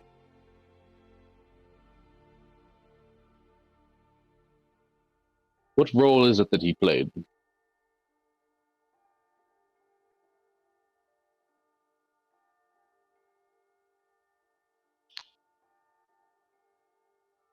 He is that which you must help.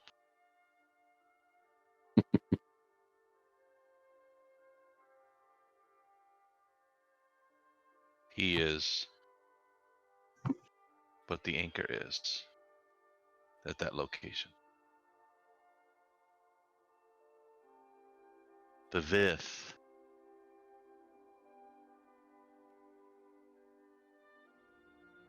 I'm not going to say worshipped, but honored him.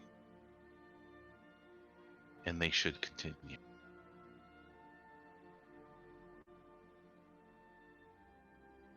It's part of the Vith's existence. If they wish to continue. There were many the Vith worshipped. Again, I don't want to use the word worship. Honored is the right word. Same thing. It's a difference between servitude and cooperativeness.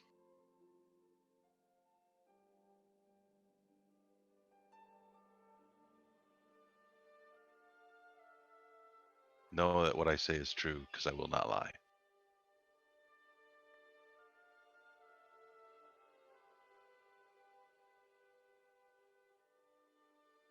My other question, you mentioned the fruit, and that you had traveled in a strange way to this place.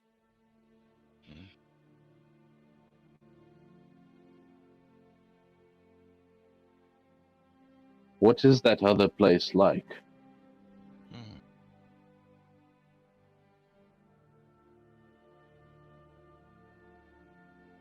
Where is it?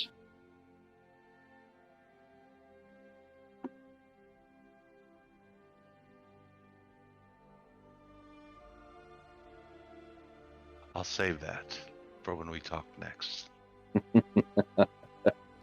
As you continue to be willing to continue to open up. It is quite wondrous. I'm sure.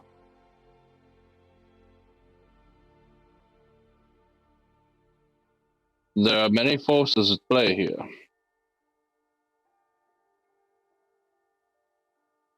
At least concerning the anchors.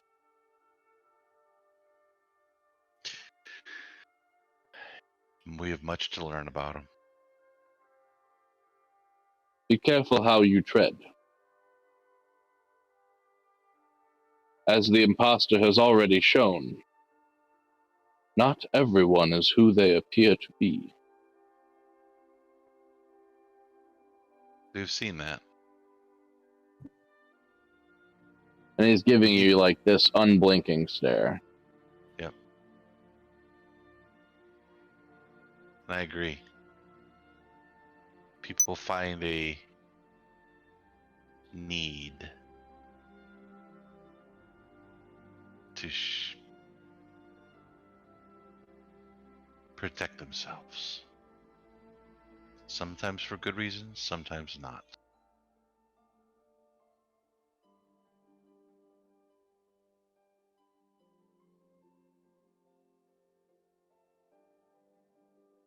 Thank you for your time. You as well. It was a enlightening conversation. She nods and she goes, "Thank you." Good luck on your travels. And he sends you down the tower. Yep.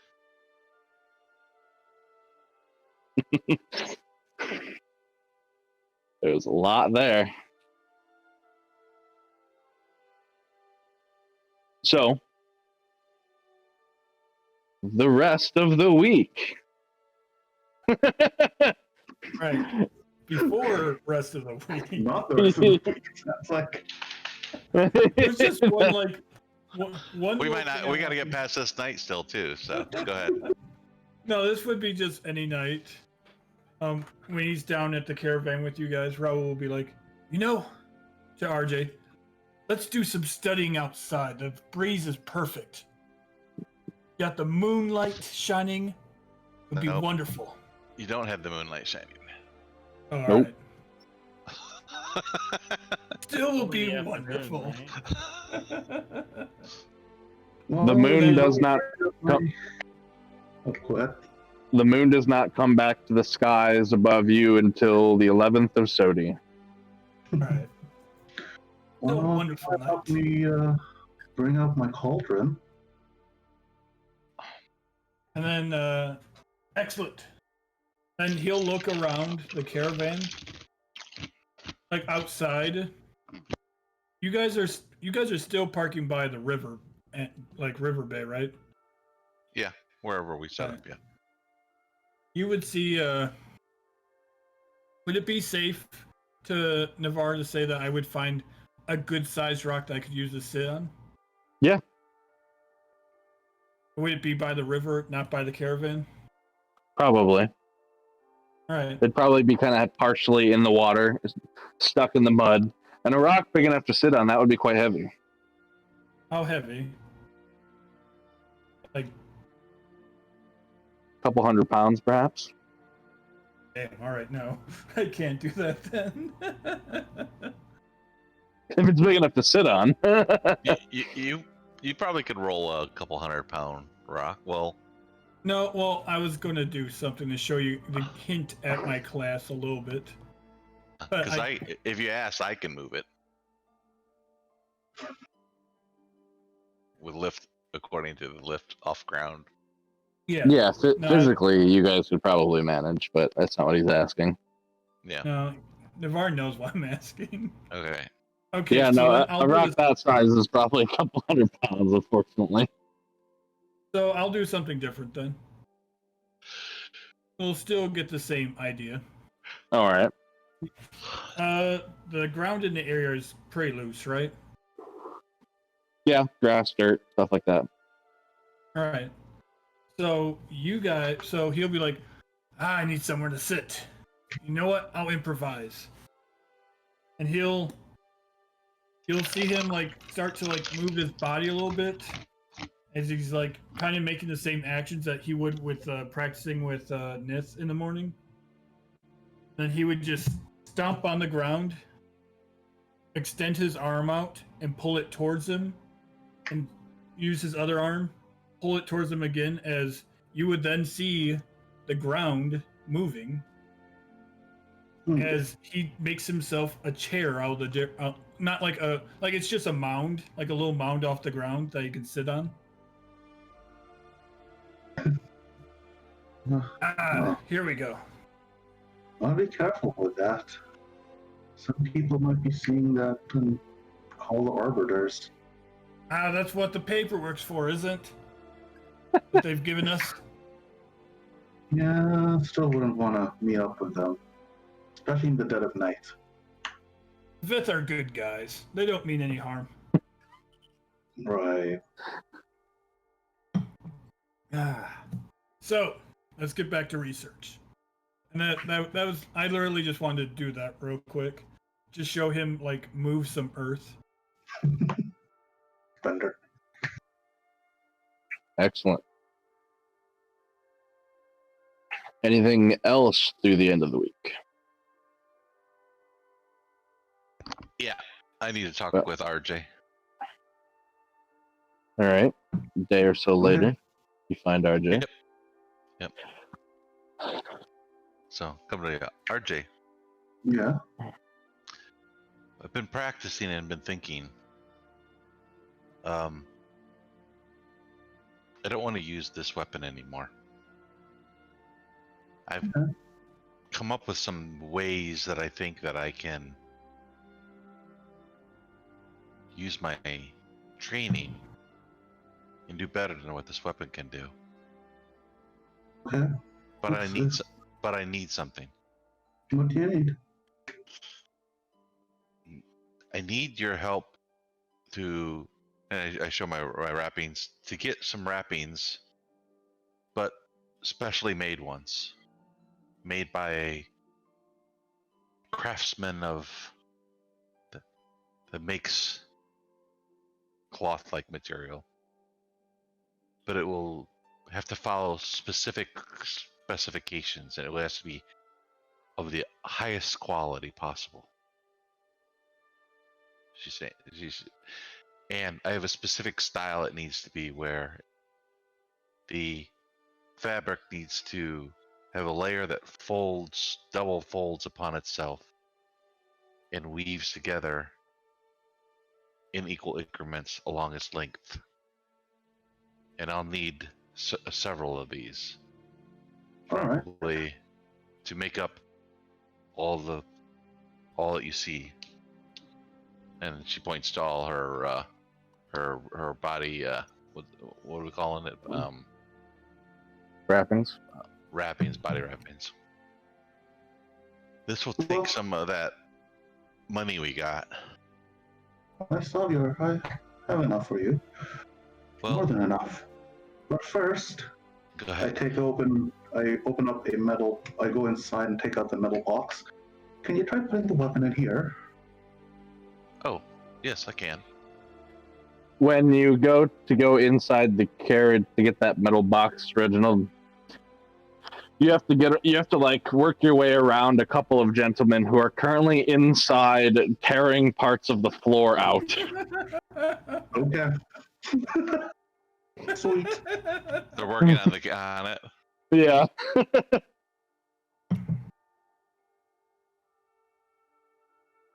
All right. Excited. So, not today, but I'll put it in there tomorrow. Let me hang on to it for now, just in case we get into some sort of a battle. But when I get the new wrappings, we could give this to somebody else if they want to use it. I don't have any problem with that. But right now, I'll hang on to it. course. We're gonna try this again tomorrow. Bright and early, okay? Sure. Well, let's try to get the wrappings first if we can. No, It probably we're won't gonna- take. It probably won't take long to make those, but then I will probably need some more of that money, whatever that it is, to get them enchanted as well. No problem. But we're gonna try to put this weapon away tomorrow, bright and early. Oh yeah, no problem. I can do that. Of course you can do that. I believe in you. So what she's describing to you is that she's gonna try to get you to help make masterwork body wrappings, and which will what will we say cost 300 whatever the trans 300 gold plus 1 silver for Yeah. those, and then and then she's gonna try to figure out how to ask around to try to see what it would take to get those enchanted by a weapon enchanter. All right. And she'll say this in front of everybody that's in the party that's there. That when we're doing our studying, Maybe Shaper So- Ogata might know somebody who's perhaps, or maybe good it's with- it's magic. Maybe Wizard knows something too. I look at Wizru. You see him on top of the carriage. Yeah. What? You're looking at me. You got anybody who does magic enchantments? Enchantments on what? Well, Weapons. weapons. Yep.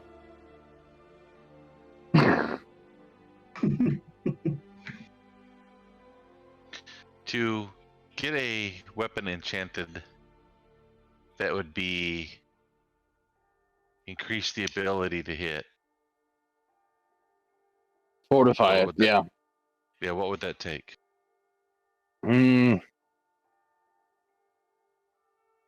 Probably a couple thousand gold or blues, the correct amount of time, and I can get that done for you.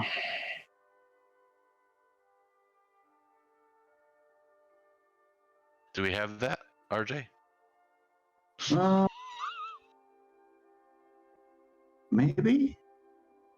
No, we don't. We have. Or Give or take I could under- sell off this weapon or that +1 sword, that magical sword we got. We could sell that too. We Or have give or take. or Taween's armor. I don't think Tywin would like that. That's two. We have give or take under 2,000 blues if we convert everything.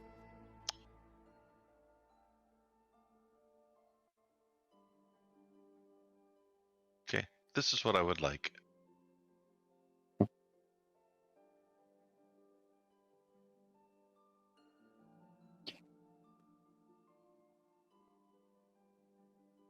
Oh, Right. Wizard, did you? Yeah. Did Fizz back yet? And I haven't seen him. Nope. But oh, if you get me the money for that enchantment stuff, I can go out and get the supplies I'll need. It's a hobby I've been picking up. Take that sword. we might as well see if we can sell the sword. Yeah, hopefully we can have enough. How much? How much do you need? Wizard? About 2,000 blues.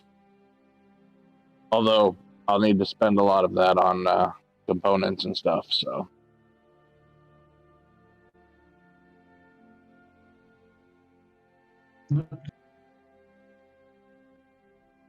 Well, pretty sure Tywin wouldn't mind us using his portion. And I can always use my portion for a bit of it too. What portion? How You mad is the forget- squirrel in the cage as you go to remove coin from Tyween's purse? Guys, We have the there's coin. no blue. I don't think there's any blue or any. Oh, we used a Uh, bunch of it for the armor. Yeah, Fizz took all of his money that was sitting in the caravan Mm. to buy the armor. Plus, but I have Tyween's extra on me as well that we got after he got turned into a squirrel too. Oh, that yeah. Yeah. Forgot about that. But anything that's like on my character sheet for him is already gone Yeah, from yeah, Fizz. yeah. We're not counting that. Yeah. Let's see how much we have left. That is 63 gold plus 80. And, So, while you- go ahead. You go. While you do math, that day, the person that you are eventually directed at to make such wraps is Michael the Smithy.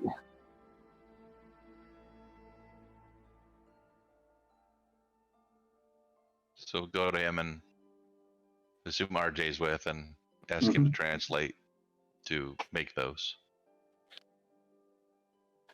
Yep, you explain the situation and the design, and he takes notes and thinks it's a cool idea, and says it'll take him about a week.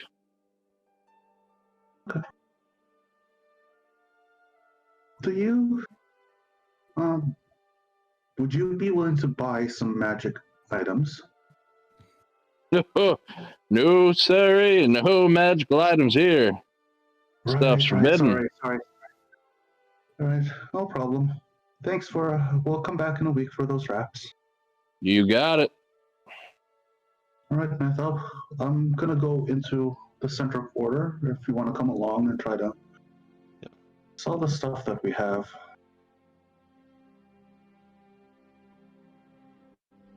Do you want to come along? Yeah. Okay. She says yes. All right. Then I start heading to the place, the center place where all the fifth are. Yep.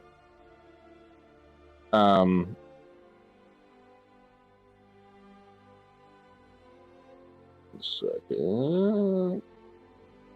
Oh, whatever the price. Okay. Yeah, you're easily able to sell off the longsword. Okay. I think it comes out to like 1,150 plus whatever half a longsword is. So that would be I think a longsword's like 8 or something like that. so 1,050 blues plus 8 One- silver. No. No. Yeah. 1,150. Yeah, that'd be right. 1,158. Yeah, 1,158 would be right. Blue. Yeah. Yes, blue.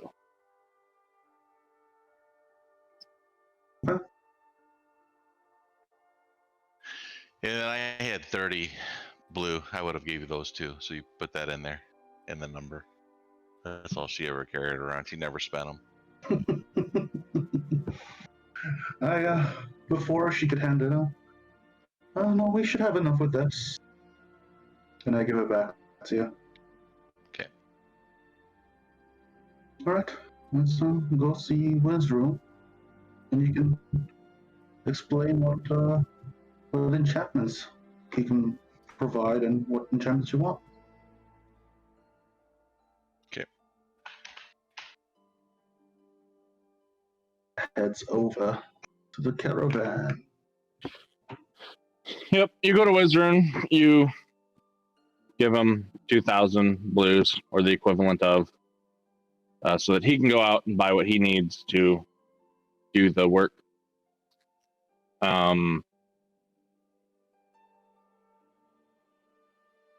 Yeah, and he understands what it is you're looking for. It'll take him a few days himself, but Well, you have to have the item first. But once you have it, Yeah. he says in a couple Yeah, days. we'll have those in a week, and then he can do it in a couple days. Yep. Okay. Anything else for the end of the week? Look around for Fizz. Just casually. No, I Well, know who this might be, and I don't know why he's there. But if he needs to, but it's not my prerogative to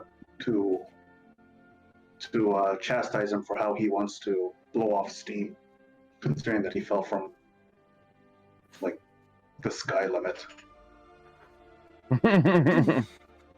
All right. So you're not bothering to look for or inquire about me, RJ? No, but you do find when you do come back, you will find a potion in your Oh, near your don't you worry. beside your horse. I've got my return flight. Don't you worry about that. And Nithiarn's just kind of thinking that she doesn't think a lot about. She knows that you're hurting, but she thinks that you're probably playing music someplace. So she's looking around to see if you're at any of the places that you were playing before. That's it. She wouldn't think where else to look for you. I can't really ask people. Mm. So, So you're specifically only gonna before, or are you going to use like RJ know that I spent some time in the fisherman's? What is it? I would only go to the ones that I know that you and I went to. Okay, Fisher's Bounty is. Okay. Yeah, no.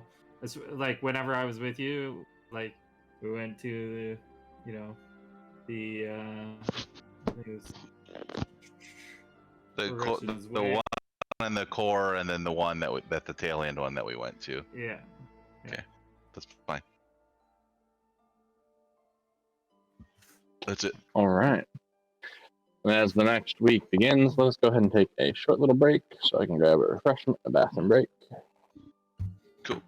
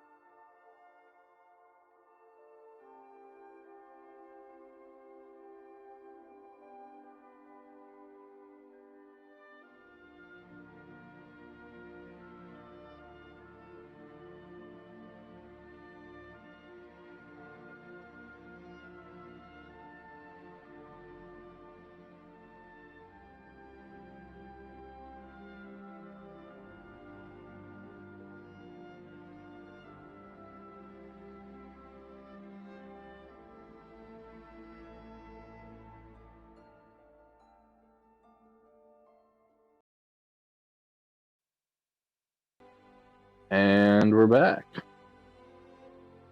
All right. So the next week rolls over. You guys spend the following days doing whatever it is you guys get up to. Your routines you've begun to make, working, playing at bars. Fizz, you have a garbage week playing in the bars. You get booed out of multiple bars this week. It is. Fitting. It is. It really is. Perfect. You are just not yourself. Your playing is off. Your mind is clouded and muddled. And with a natural 1, you make no money. I think I lose money based off of. Fair. Yeah. All right. Based Reginald off makes. of what I'm doing. Yep. Reginald makes a good amount of money. I'm hanging on this weapon just a little bit longer. Raul slams them books this week. Should I do another diplomacy to try to translate some more? No. So, a couple things to take note of here at the beginning of this week. From last week, Raul, spending those few days you did with the blue with black bitted Astron. Okay, yeah, you got 24. Yeah. So the energies that you come to determine that the black seems to be protruding, it's kind of like an infection. It is not draining the energy out of the crystal. It is changing it from whatever its base form is into something more in line with negativity, necromancy, stuff of that nature. Although it's not fully black, so it's hard to say what its true form might be if it were to fully protrude through. It has not grown in the days that you study it or have seen it. It doesn't seem to change at all. So it's not some sort of ongoing effect. Whatever it is, it was something that happened to it at some point for whatever reason. Something caused this. And you know, especially with your delving into Astron throughout the week and so, that Astron has a base color of clear. But it is incredibly rare to find because Astron also absorbs the energy of the environment around it. So a blue one, which has to do with water, you're more likely to find them in bodies of water or oceans. Whereas like a red one, which is fire, you would likely find in areas ravaged by fire or things like deserts or volcanoes, in those sort of environments. So there's a sense of environmentality to them as well.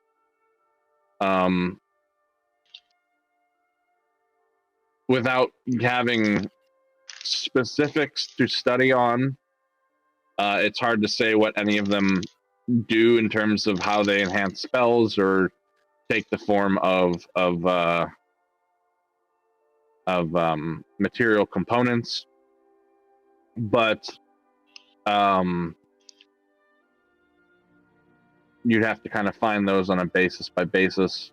And there's really, despite being very good at finding this information about Astron and related subjects, there is really not much information on them. The things you're finding in the books in the library is not massive by any means. It's maybe a collection of a few hundred books. It's not very varied. A lot of it's historical context, and that's where you were finding little bits and pieces of like a story where somebody had some kind of crystalline shard and it had some strange effect, and you extrapolate the details from there. And that's how you kind of get the sense of their environmental, is you see time and time again stories of people finding colors of these shards in environments that make sense for where you might find such a thing. Gotcha.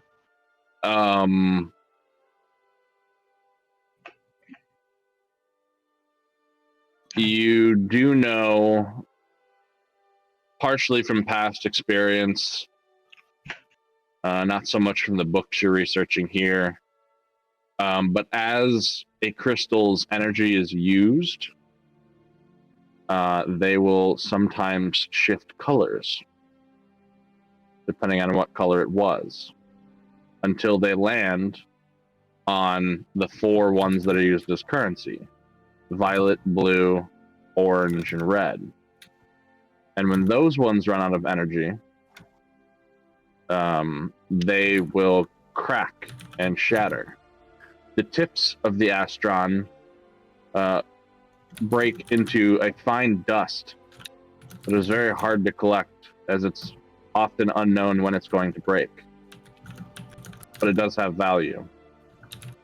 The shards themselves shatter into 25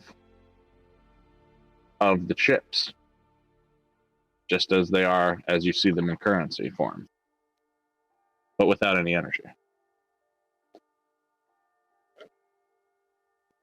All right.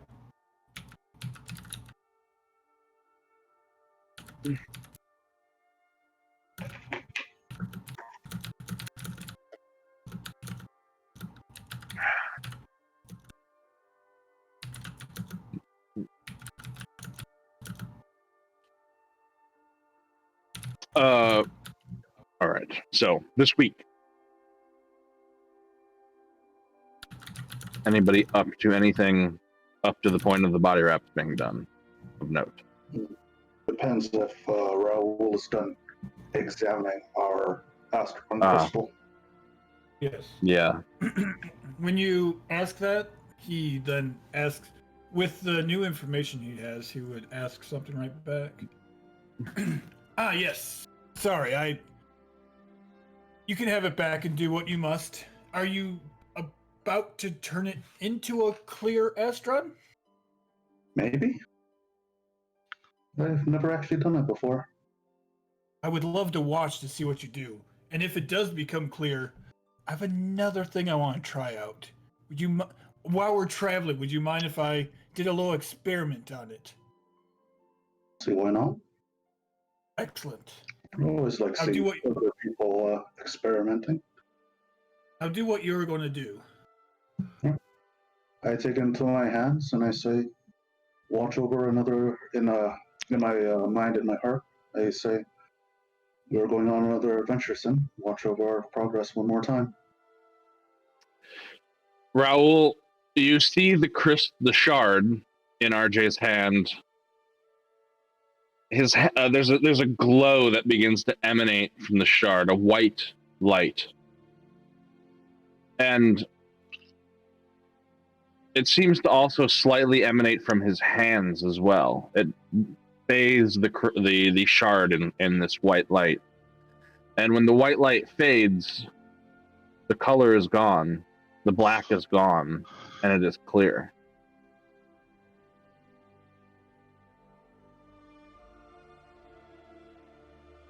Amazing. Where did you learn to do something like that? A friend that we had to leave behind taught us it.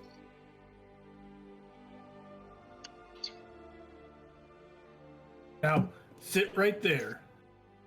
Do you have... what do I need? What do I need? Oh, I will be back later. No, tomorrow. It's already late. I'll be back tomorrow with something. I'm going to do an experiment. All right. And then he'll go off for the night. All right. He's always leaving you a bottle of wine every night. Every week when he comes in, he's coming. Every time he comes, he's bringing like 2 bottles of wine with him every night. All right. Always I drinking fortify the himself. bottles. I fortify the bottles of wine that he's been giving me. Into what? To put them together to double the potency. Ah, I see. making wine that will drop someone. Got it. Yes. Yep. So next day goes by. Were you coming back, Raoul? Yes. But later in the day, at the beginning of the day, he wants to find and he's going to go to like he'll go to one of the taverns and be like, "I buy a barrel from you." just an empty barrel. Yes. 2 oranges. Excellent. Thank you. You're welcome. You have no idea how much this will help me. Good luck. Oranges is what, the silver? Silver. So now I have 8 silver after all. And then he's going to bring this barrel with him to the caravan. Yep. He's going to... Now, I don't know if I'll be able to pick it up once it's... Nith, will you help me with something? Yeah, she nods and helps you. She says, He's going to... yes. He's going to take the barrel into the water, fill it with water, and then all right, let's get it out of the water. But let's bring it towards the caravan. We're going to have to leave this most likely on the caravan for a very long time. I want to try something. He's going to then take the clear Astron crystal and just drop it in the barrel. Okay. And then he's going to put the top of the barrel on it so it doesn't like spill or anything. Now, no one touch this. If my theory is right, eventually this crystal will turn back into a blue Astron. Okay. How long? Who knows? But from my research, clear Astron absorbs the energy of the environment around it. So if we keep it surrounded in water, it might one day turn into a blue Astron again. Oh, that's interesting. Would putting magic directly into it change it back to a blue Astron if you used spells that have some affinity to water? Don't know. We'll do this for a while, and if we know any spellcasters who can cast water spells, we'll try it. That sounds interesting. He's a Maybe I could researcher. Maybe we can see one that's been infused with some type of healing magic. What color that would be? Don't know. But if you want, I could start looking into it as we travel. It would be quite helpful when healing the sick if I could figure out what to have Astron crystals that would fortify my potions and spells. I have some of my father's books still. I bring them everywhere I go. They're back in my room in the tavern. He might have something about that in there. I don't know. I'll see if I can find something. So,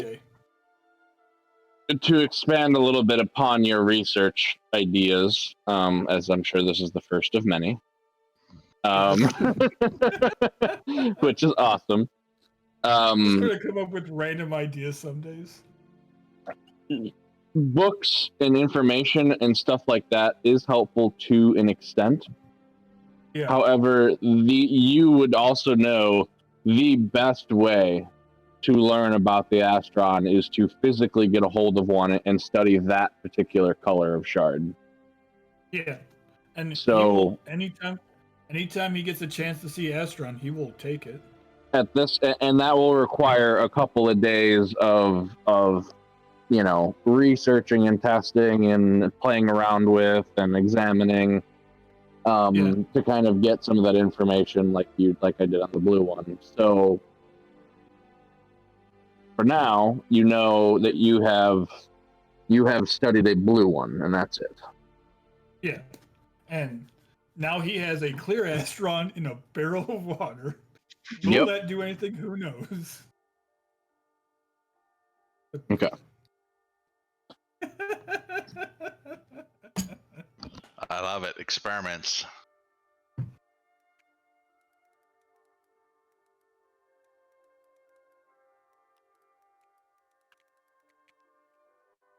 All right, there we go. It's on the calendar. Unless anything changes, that'll be it for me for the week. All right. So, on the 12th,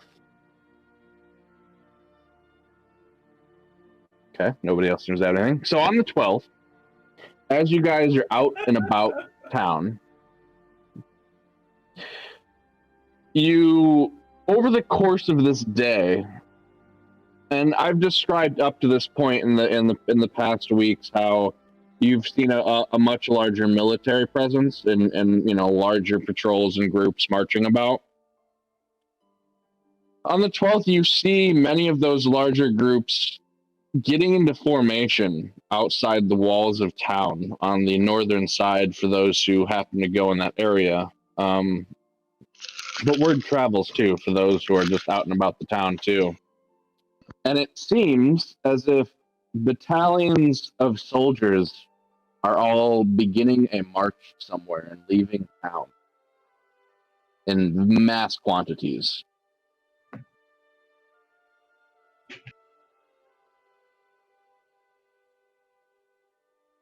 And after the 12th, you see that the military presence in and around Opportunity returns somewhat back to normal when you first got here, although still with the presence of the Arbiters. While I was doing my weekly healing and Yeah. doctoring, do I hear any rumors about why they're going up north? Yes, there seems to be conflict with Talon Ure to the north. They're sending soldiers as there are forces mounting on either side of the Great Strand lookout. And tensions are rising. Right.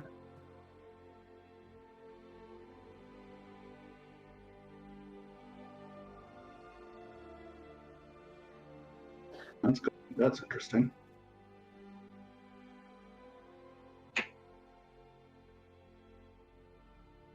So, the 13th comes by. Nithirn, your wrap should be done. Okay.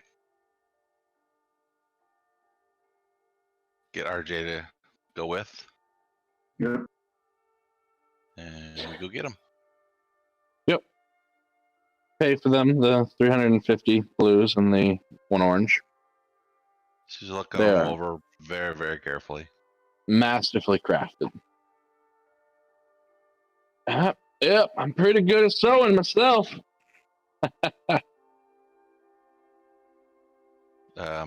Ask RJ. Has he ever heard of I think my sensei called it weirwood or weirroot? Do you use an a do you use anything that's similar to weirwood in the shop?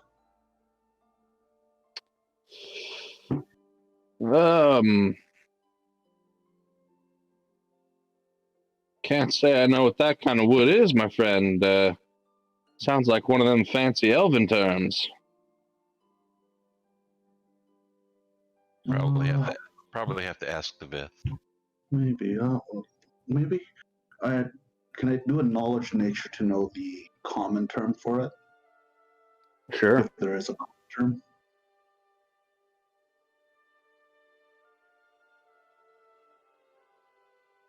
Not that you're aware of. God, that's such a bad roll.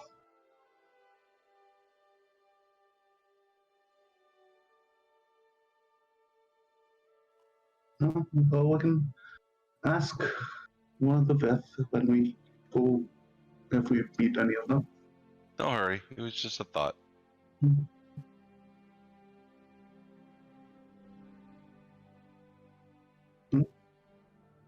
Let's go. Let's go see Wizrun and give him the money, and then we can. And we should be able to get you what you need. Thank you very much. No, This will help us, help me, and it will help us. It it's gives me just something nice to build seeing- upon. It's just nice seeing you ask for help. You've always been helping everyone else. And that won't stop.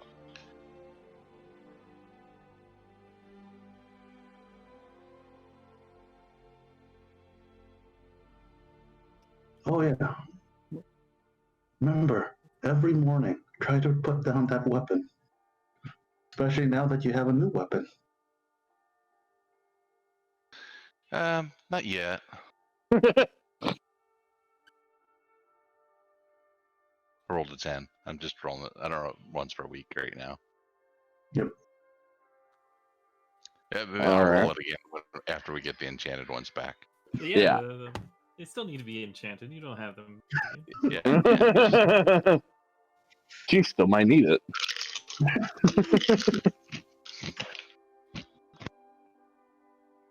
What happens if ruffians come and harass the caravan in the middle? Exactly.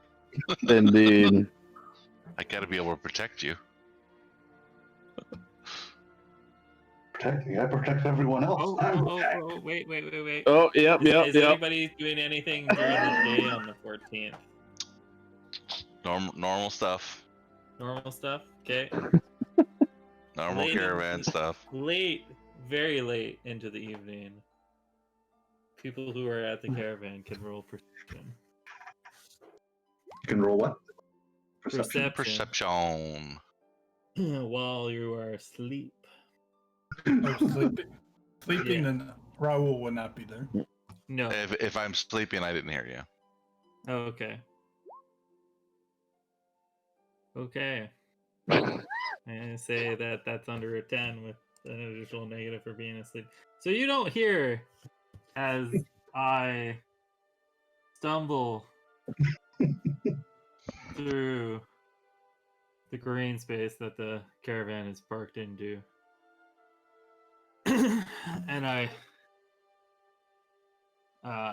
not looking in the best of shape. Got a black eye.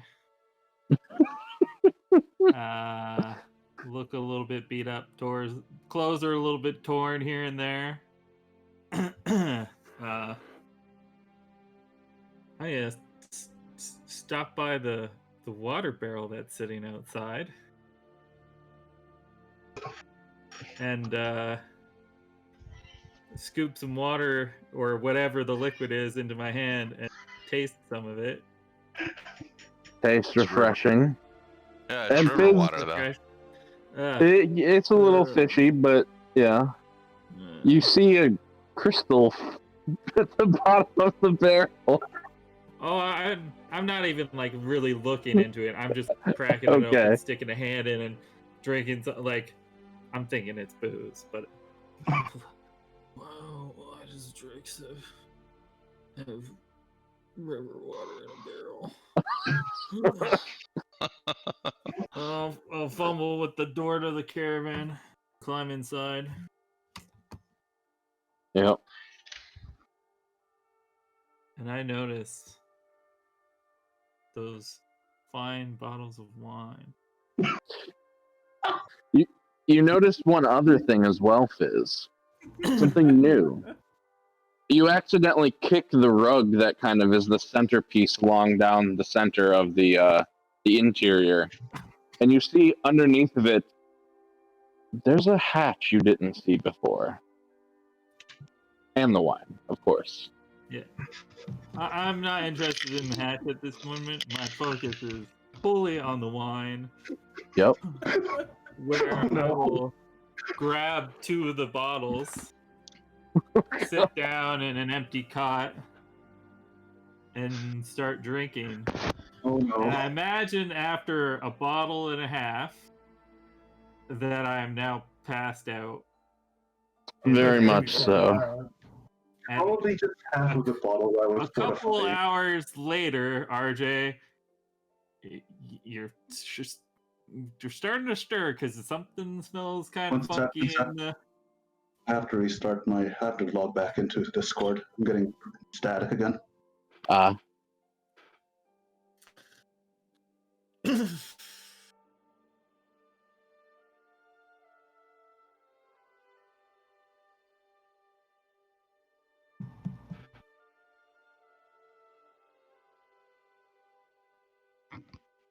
Okay, better. Okay. So a couple hours later, you're starting to stir a little bit because although you didn't hear me because you're asleep, something smells ripe in the caravan. Does not smell good at all.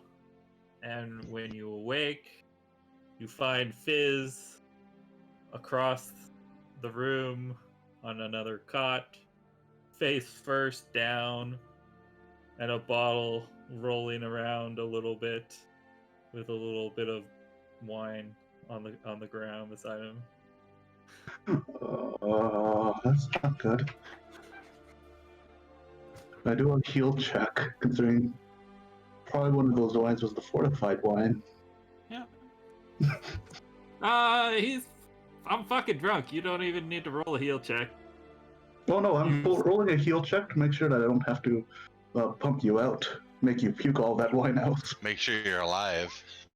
Oh, I forgot one thing. Oh, yeah, it's okay. Yeah, it comes in with the smell. Yeah, I mean, I don't think that I'm to that point. But you flip me over, you look at my eyes. My eyes are pretty.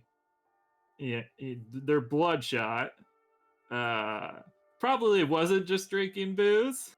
And although there's quite a bit of smell from me, as you're moving around, you've noticed there's a bit of vomit in your cauldron.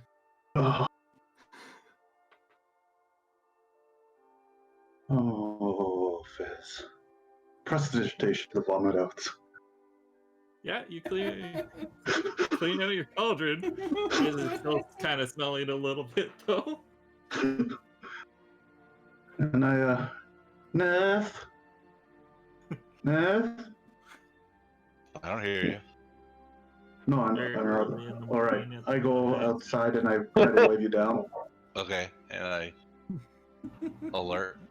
Because I'm What's thinking up? I stroll in at like 3 o'clock in Yeah. the 15th. So Will you throw somebody into the river real quick? Who?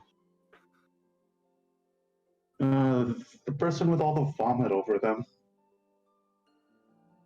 Oh, Fizz is back. Hmm. What happened to him? Depression? I don't know what that is.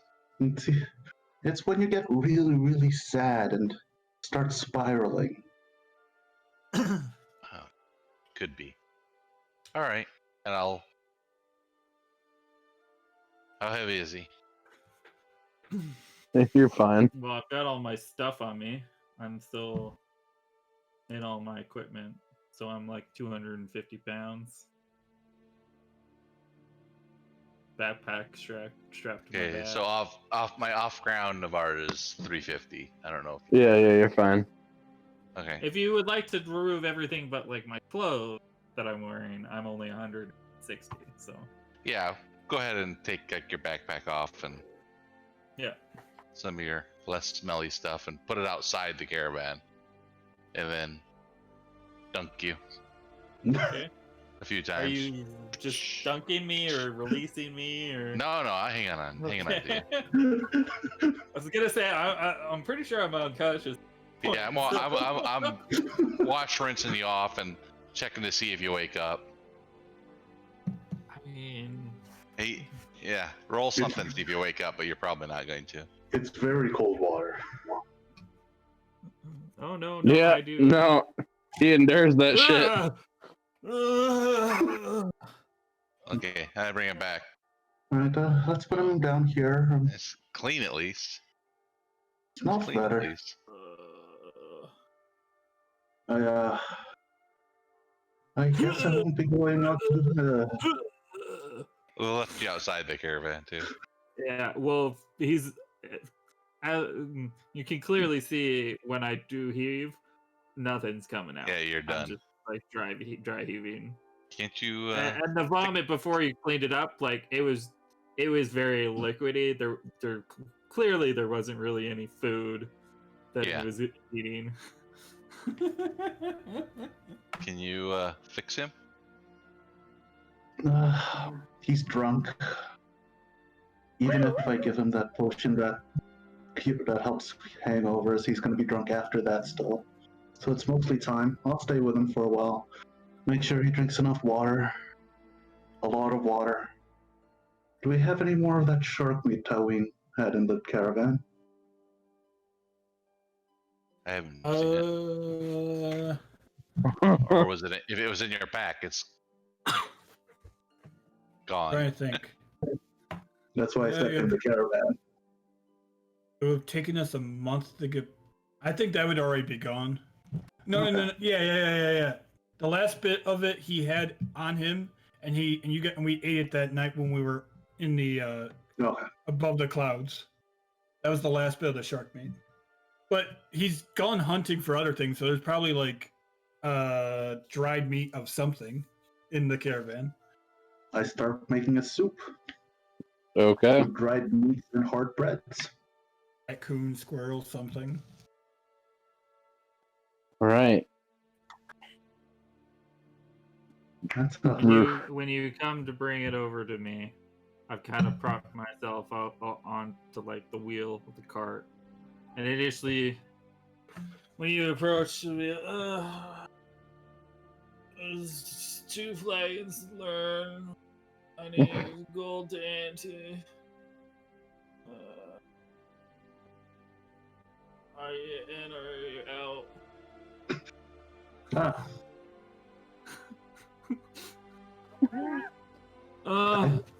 RJ, what are you? It sounds like you had a fun night. There's no Or place week. for a gnome.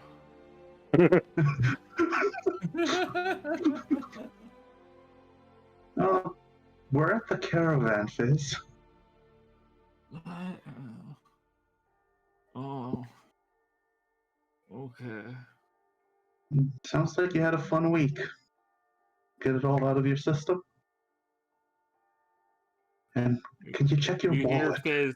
You hear Fizz snoring.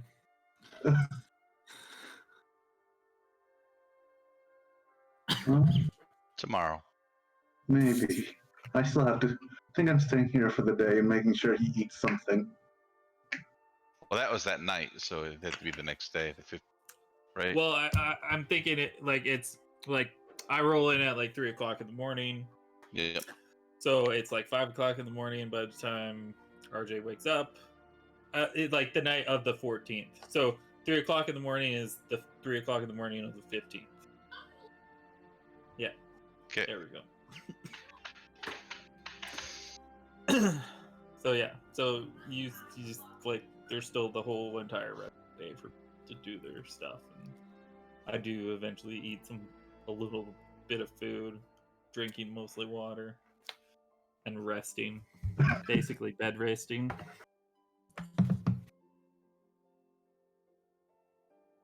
No.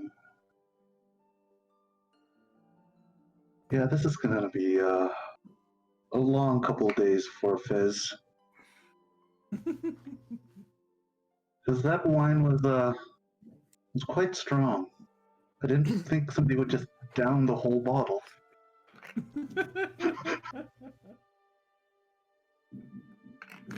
You're muted. I think. I didn't say anything. Yeah, no, No, me neither. Navar. I wouldn't say He was- anything. Mm. And what I do, one of the things though, before he eats his bowl of soup, you know, he's getting ready to eat, I cast something on it. On a little bit of grains or nuts and put it into the soup.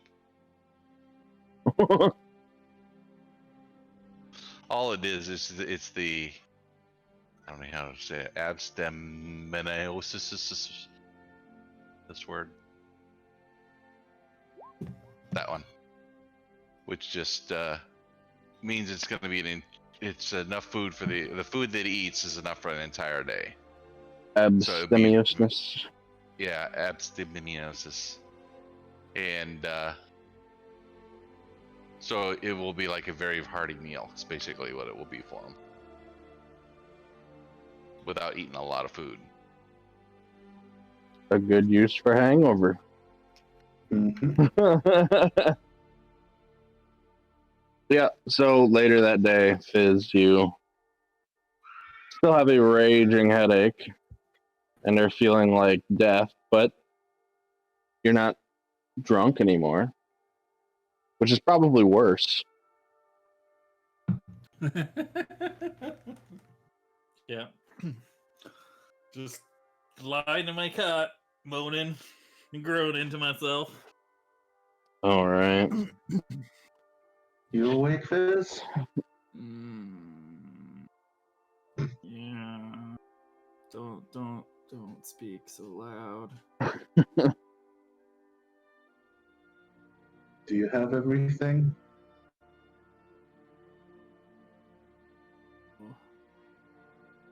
What day is it? Today is the 15th of Aster Day.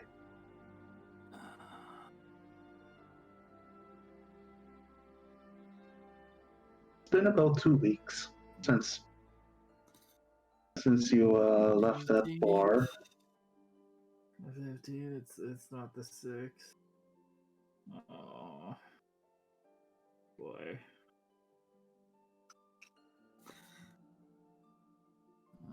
Well. Must have had a good time. I can't. Or bad time, and I poke your bruised eye.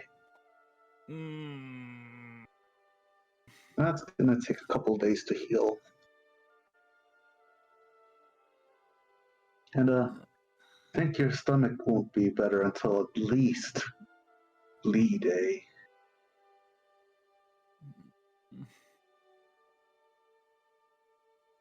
And can you remember what you did at all last couple days? Last couple days.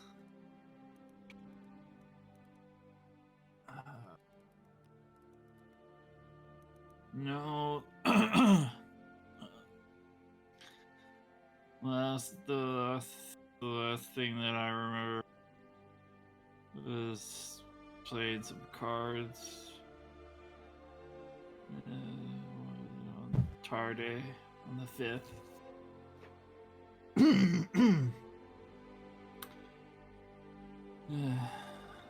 And that means that I move my fingers in front of his eyes to see if they follow. Looks like your mind is going to be fine in a couple days as well. Is there anything else that hurts? You probably won't get your memories back for that week, by the way. Everything hurts.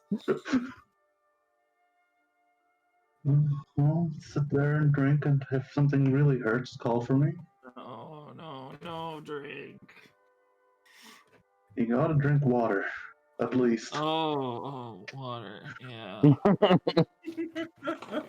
And Okay. I think I'm gonna have to lock up my wines now. Yeah. What? You've got wines now? Well, you drank one of my fortified wines that I was making. Oh. I'm sorry. That's gonna be a day and a half of your of misery for you, I think. There's a lot of alcohol in there. I'm sure it was good if I drank much. I don't know. You should Sell it. We'll see. And go rest. And I'll flop over and rest.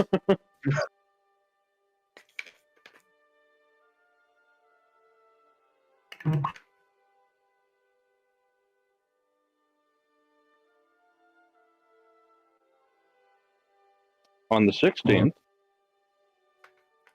Rizrun presents the wraps to you, Nithirn. And she goes, thank you.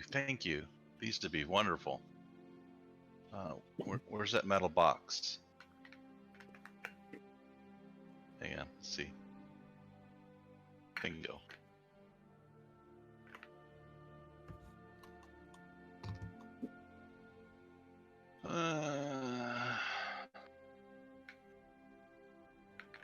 Hang on. My windows got jumbled. And I put it in the metal box. Nice. Okay. Here you go. Thank you. And then I immediately start, and then I like, oh, maybe I should do this in private. And I walk around the backside of the caravan and start stripping down. Okay. You have your new wraps. +1. So you just going through her change routine. Yep. So, RJ, by the 17th, you've gotten the booklet mostly translated, and it pretty much follows a general theme. You see, in the beginning of the book, entries like, the bald man has brought the sweet rolls today.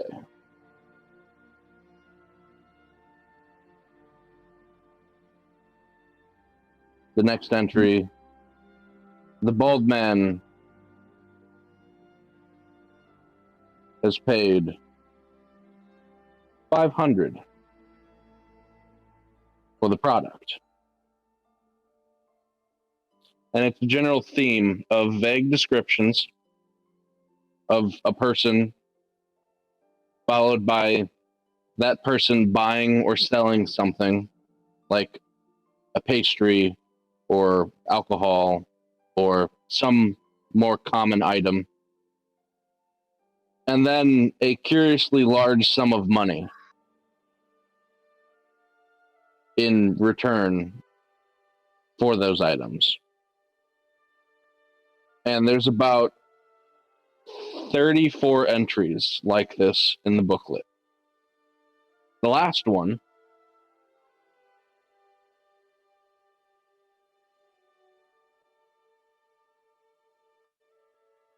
the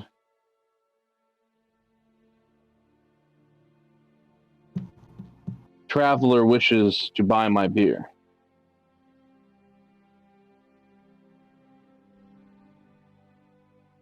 The traveler has paid 500 for my beer.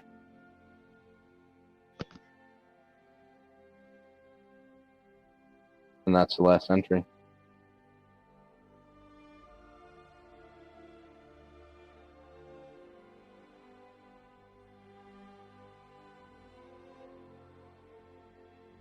I think you're muted. Okay. Considering that what I know about Drex now, I go to him. Yep. How's it going, Reginald? Hey, you wouldn't know anybody who could help me crack codes in a book, would you? Depends on what kind of code we're looking at here. Let me look at it. I show him the translated book. He flips through. I don't think these are codes, my friend. Well, here's the original book as well. I don't read whatever the hell that is. But if this is what it translates over to, just looks like business logs. Vague ones, but business logs. They, some very expensive sweet rolls. Must have been a good baker. No, this is something a bit more dangerous than just sweet rolls. That's the reason why I'm thinking that the person who wrote this might have coded it to hide whatever he needed to hide, but still remember what he wrote down. I mean, that's usually the idea of the vague descriptions. You don't need to code it. You just need reminders. If that's what this is, these look like reminders. Don't worry. Better than nothing. Traveler, though, eh? That's the very last one. That's a lot of money for beer. Yeah, must have been a good vintage. Or a really big bottle of beer. Well, next time I see Lugania, I can give her this translated copy. Best I can do right now. How's trade in the city after the guard after all those soldiers left? By the way, Too early to say, but seems all right. that's good. They weren't really getting much in the way. They were just kind of there. I thought that maybe the townspeople might be getting a little antsy with how many soldiers were here. Oh yeah, they definitely were.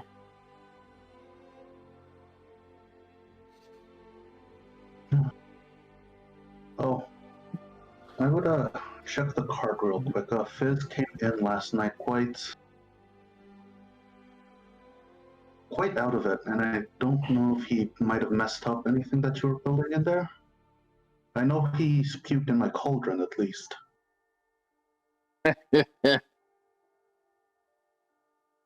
Yeah, I doubt he missed anything we did. I'll show y'all before we leave on the journey. Once I got everyone gathered, what we fixed on up. Sounds good. I'll meet you when we are about to leave, or whenever you want to come back to the caravan. Yep. And that's it. And I put All right. both the translated and untranslated back into the bag of holding. Yep.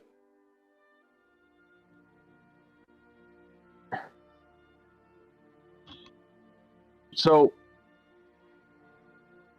on the 18th,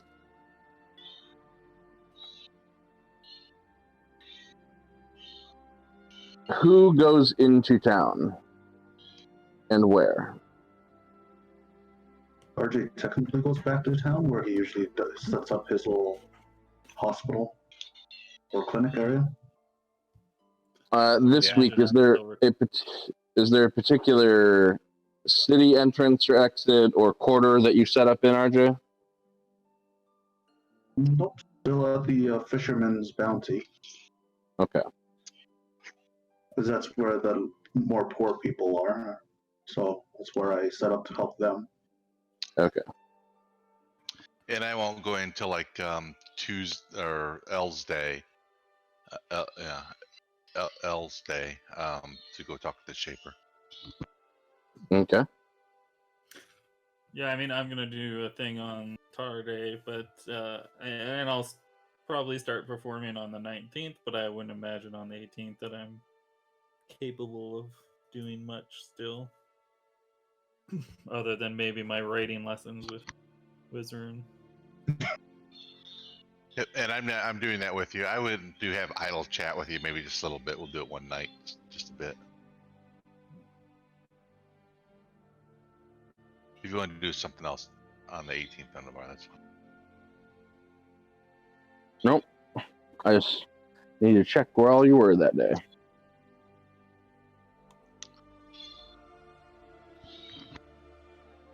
Still technically I do go through the prosperous way into the middle section to go to the library, if that changes anything for my week of studying as well. At night. What time do you go into Mage's Doom? Before sunset, like maybe an hour before sunset. Okay. RJ, you are walking towards the library this evening. You've helped a number of people, and you see a rather strange occurrence as you're getting near the library doors, the tower entrance. You see an arbiter sprinting through the street. His helmet is gone. You see red stains on the side of his armor, blood. He's got a limp, but he's running nonetheless. And he doesn't seem to have his sword. And you just see him run past towards the center of the quarter. I get battle ready and I chase after him. See what's happening. You follow in pursuit, although he's much faster than you. But you're able to keep up with a little bit of distance growing between you. And you see him reach the Shaper's Tower. Looking behind, you see no threat or danger or anything of that nature. You see him burst the door open and then run inside, and you're still a little, a minute or so walk off. Or, hustle or whatever pace you're at, you're behind a bit. It's like I try to enter the Shaper's office. See if You enter in, and the clerk is there. You don't see that man that was here a minute ago. May I help you? Is that person all right? He's alive, yes. You guys need help? I can heal him. We have our methods of dealing with wounds, although if your services are required, we should reach out to you. As to if we need help, that would be for the Shaper to decide. Well, I'll be at the library if you guys require it. Noted. And in case he needs a bit more extra help, I give him one of my extract of cure moderate wounds. This would help. That is much appreciated.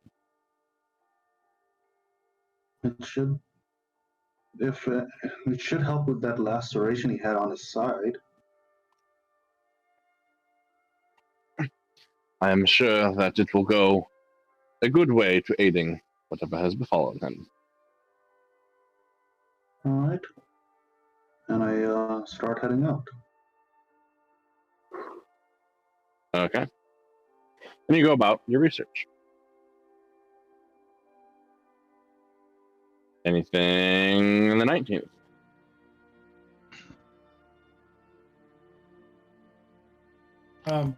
Just Do to you, keep do you knowing say that we- anything? Do you say anything to anybody? Yeah, that too. Anything up to the 19th. I I just want- casually say that I noticed an arbiter running around the city, a bit battered up. It was weird. What could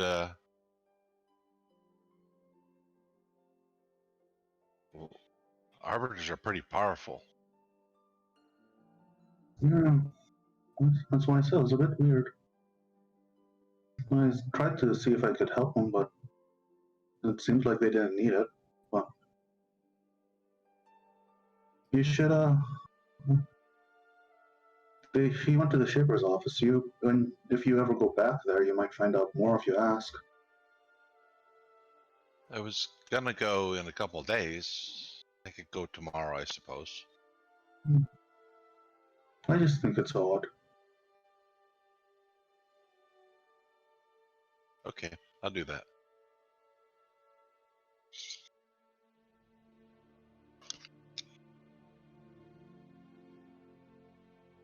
And that night,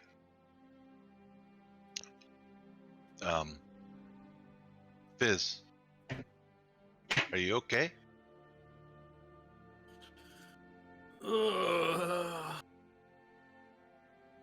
Well, it would appear that I went on a bit of a bender.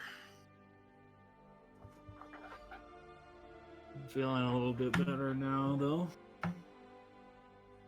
That's good. Do you need help?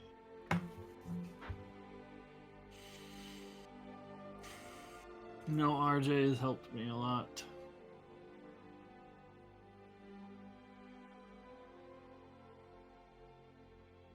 Well, we're here for you. I know.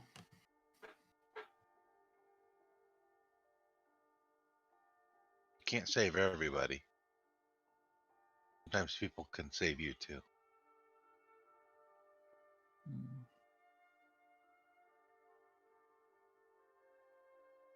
That's it.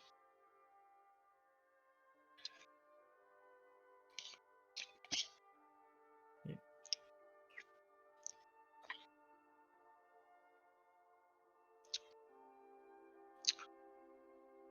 I'll go see him, the Shaper, in the morning.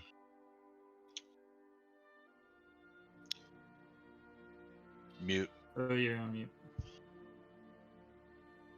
You arrive and make it up to his chamber the following morning. And he looked at you quizzically as you enter. That is strange. I was actually going to send word to you today. Your group, that is. Nevertheless, you're here now. Did you come for a reason?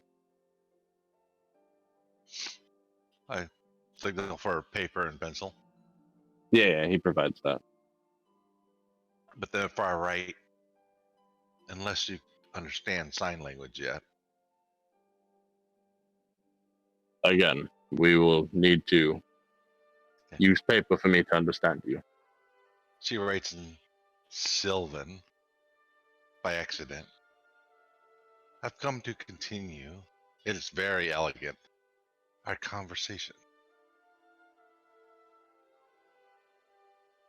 I don't understand. This is a different form of Elven, different dialect. Then she changes. Sorry. Huh. And she stops for a second.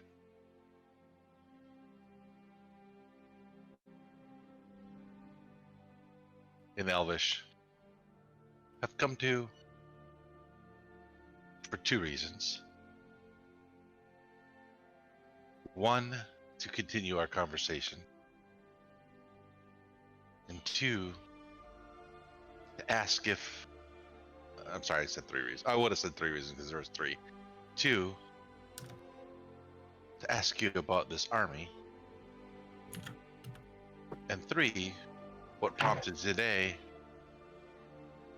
was RJ saw an arbiter wounded and running.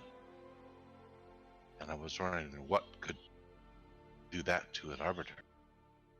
Can we start with three? Yes, I was actually going to summon your group, as it concerns you.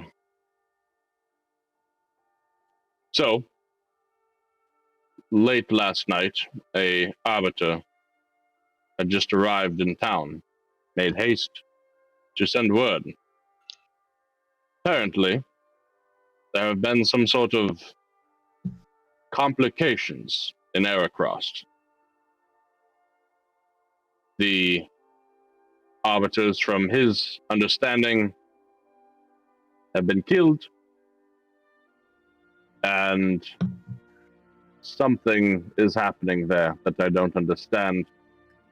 I must say, he did not speak in clear terms. He kept saying things such as the mountains moved and crushed people, and the earth took shape. I don't fully understand what that could mean, but he seemed quite frazzled over it. And as far as he's aware, he is the only survivor. I know not of the prisoners, or the Shaper there, or anything else, only what this man has told me. I figured, since you all were headed that way, that you should be aware that things have potentially changed.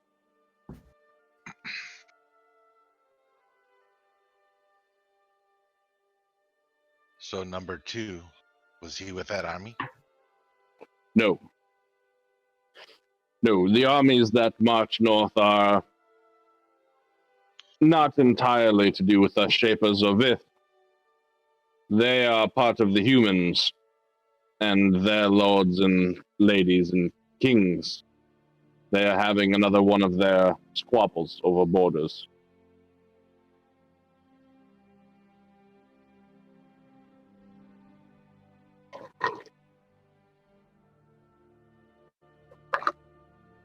Okay.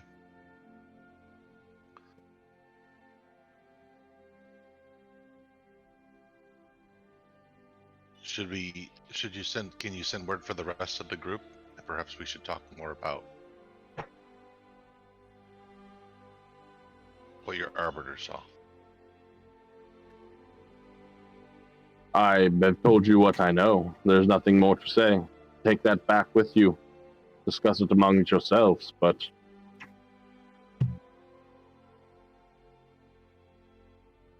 Okay. All right. I- Okay. I know nothing more.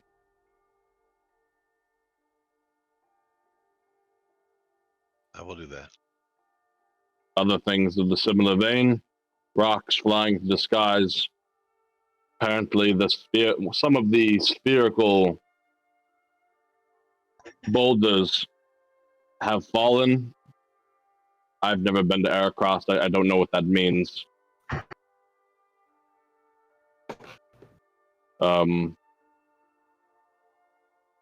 He could not say if there was a specific enemy. He said he never saw anything, just that the rocks came to life.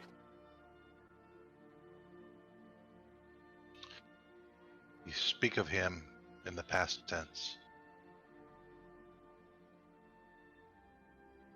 He is well. He's resting.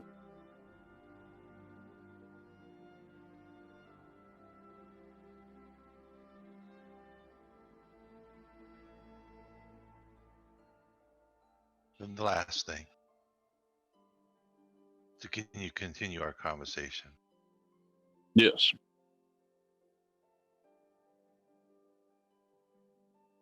To show you my honor, I will answer your question. In return, I ask you to let loose some of what you hold too tight.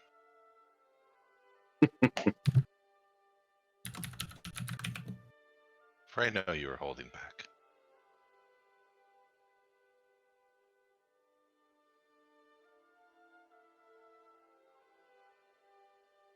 Where we live is not of this.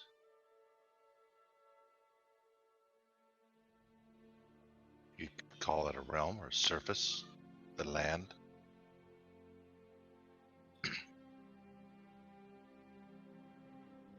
Can't say that I've ever, from where we live, that we could even look down upon the land. At certain times, we can see it.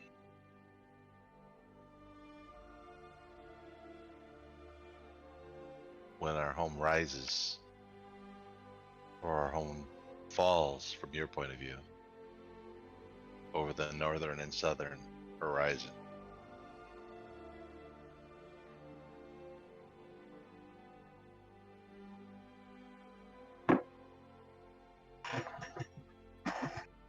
Lumix rises again, look to it, and you'll be looking to our home.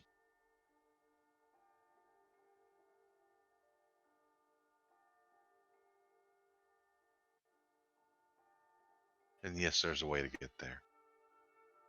And a way back.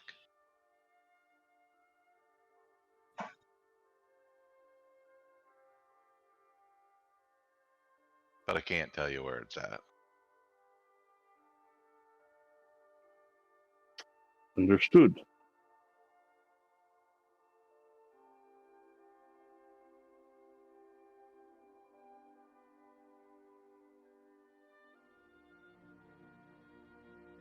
In return,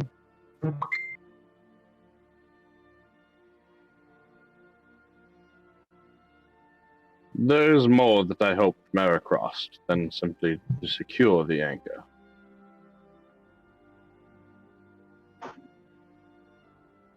As I have said, each shaper has their own goals and desires. We work together, but not for each other. Somewhere at this other anchor, if they have even uncovered it,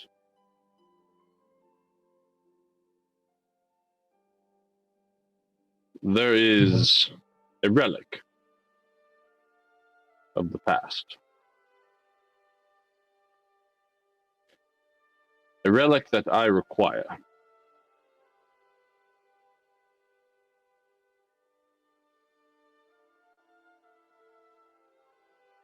That is my goal.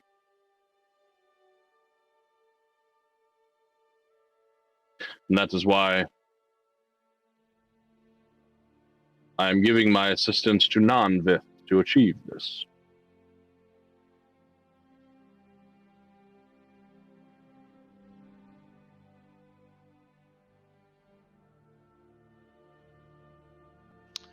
And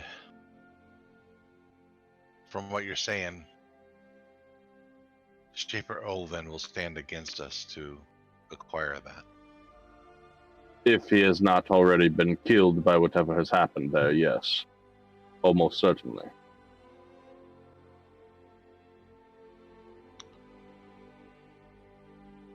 If he even knows about it. I don't know what he does or does not know.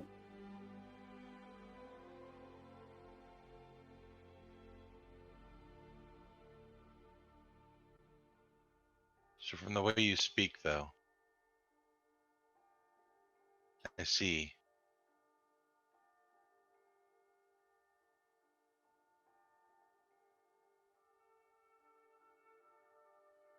that the Vith still have a lot to learn. Many people have a lot to learn.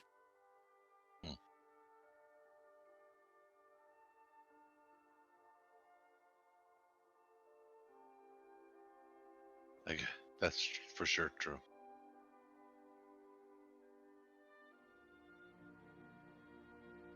Till next time, I'll ask you more about you. Perhaps you'll share everything. Perhaps.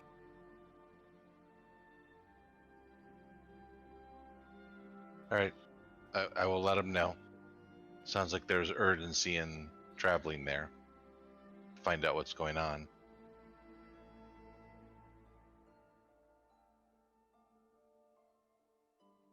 Keep in touch. Good luck on your travels. And Great. if you are able to recover the relic, Raoul should know what to look for.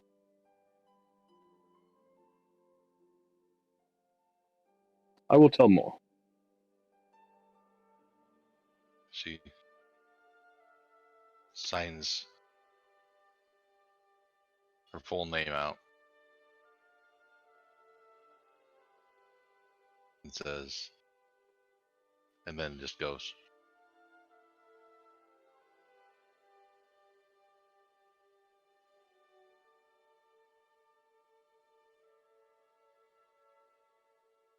And he sends you down.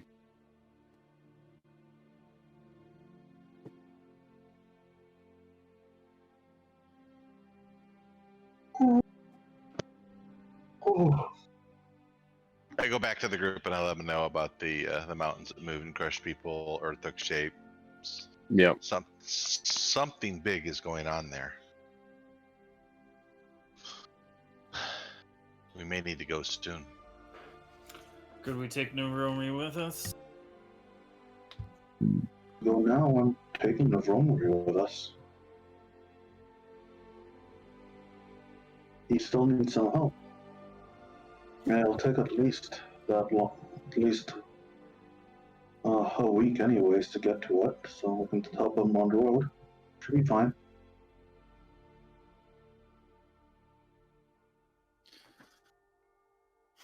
You should Shall at we least leave ask him tomorrow, to a then? degree. I'm sorry, go ahead. Go ahead. No, I was just, that's all that I was going to say is should we leave tomorrow then?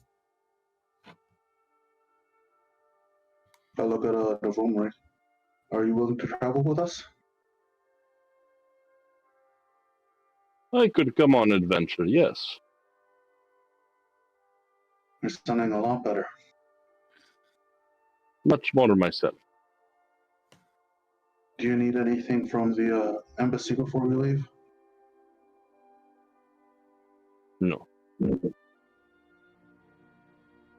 And yes, his voice has gone from crazy voice to the voice I used in the dream, which is his true voice. And the voice you initially heard of the Navomery wasn't actually Navomery, so it wasn't ever his voice. Yep. So Maybe there's a reason tomorrow. why it's changed. Raul's like, we're leaving tomorrow. Tomorrow. Sounds like Drex. Are we able to leave by tomorrow?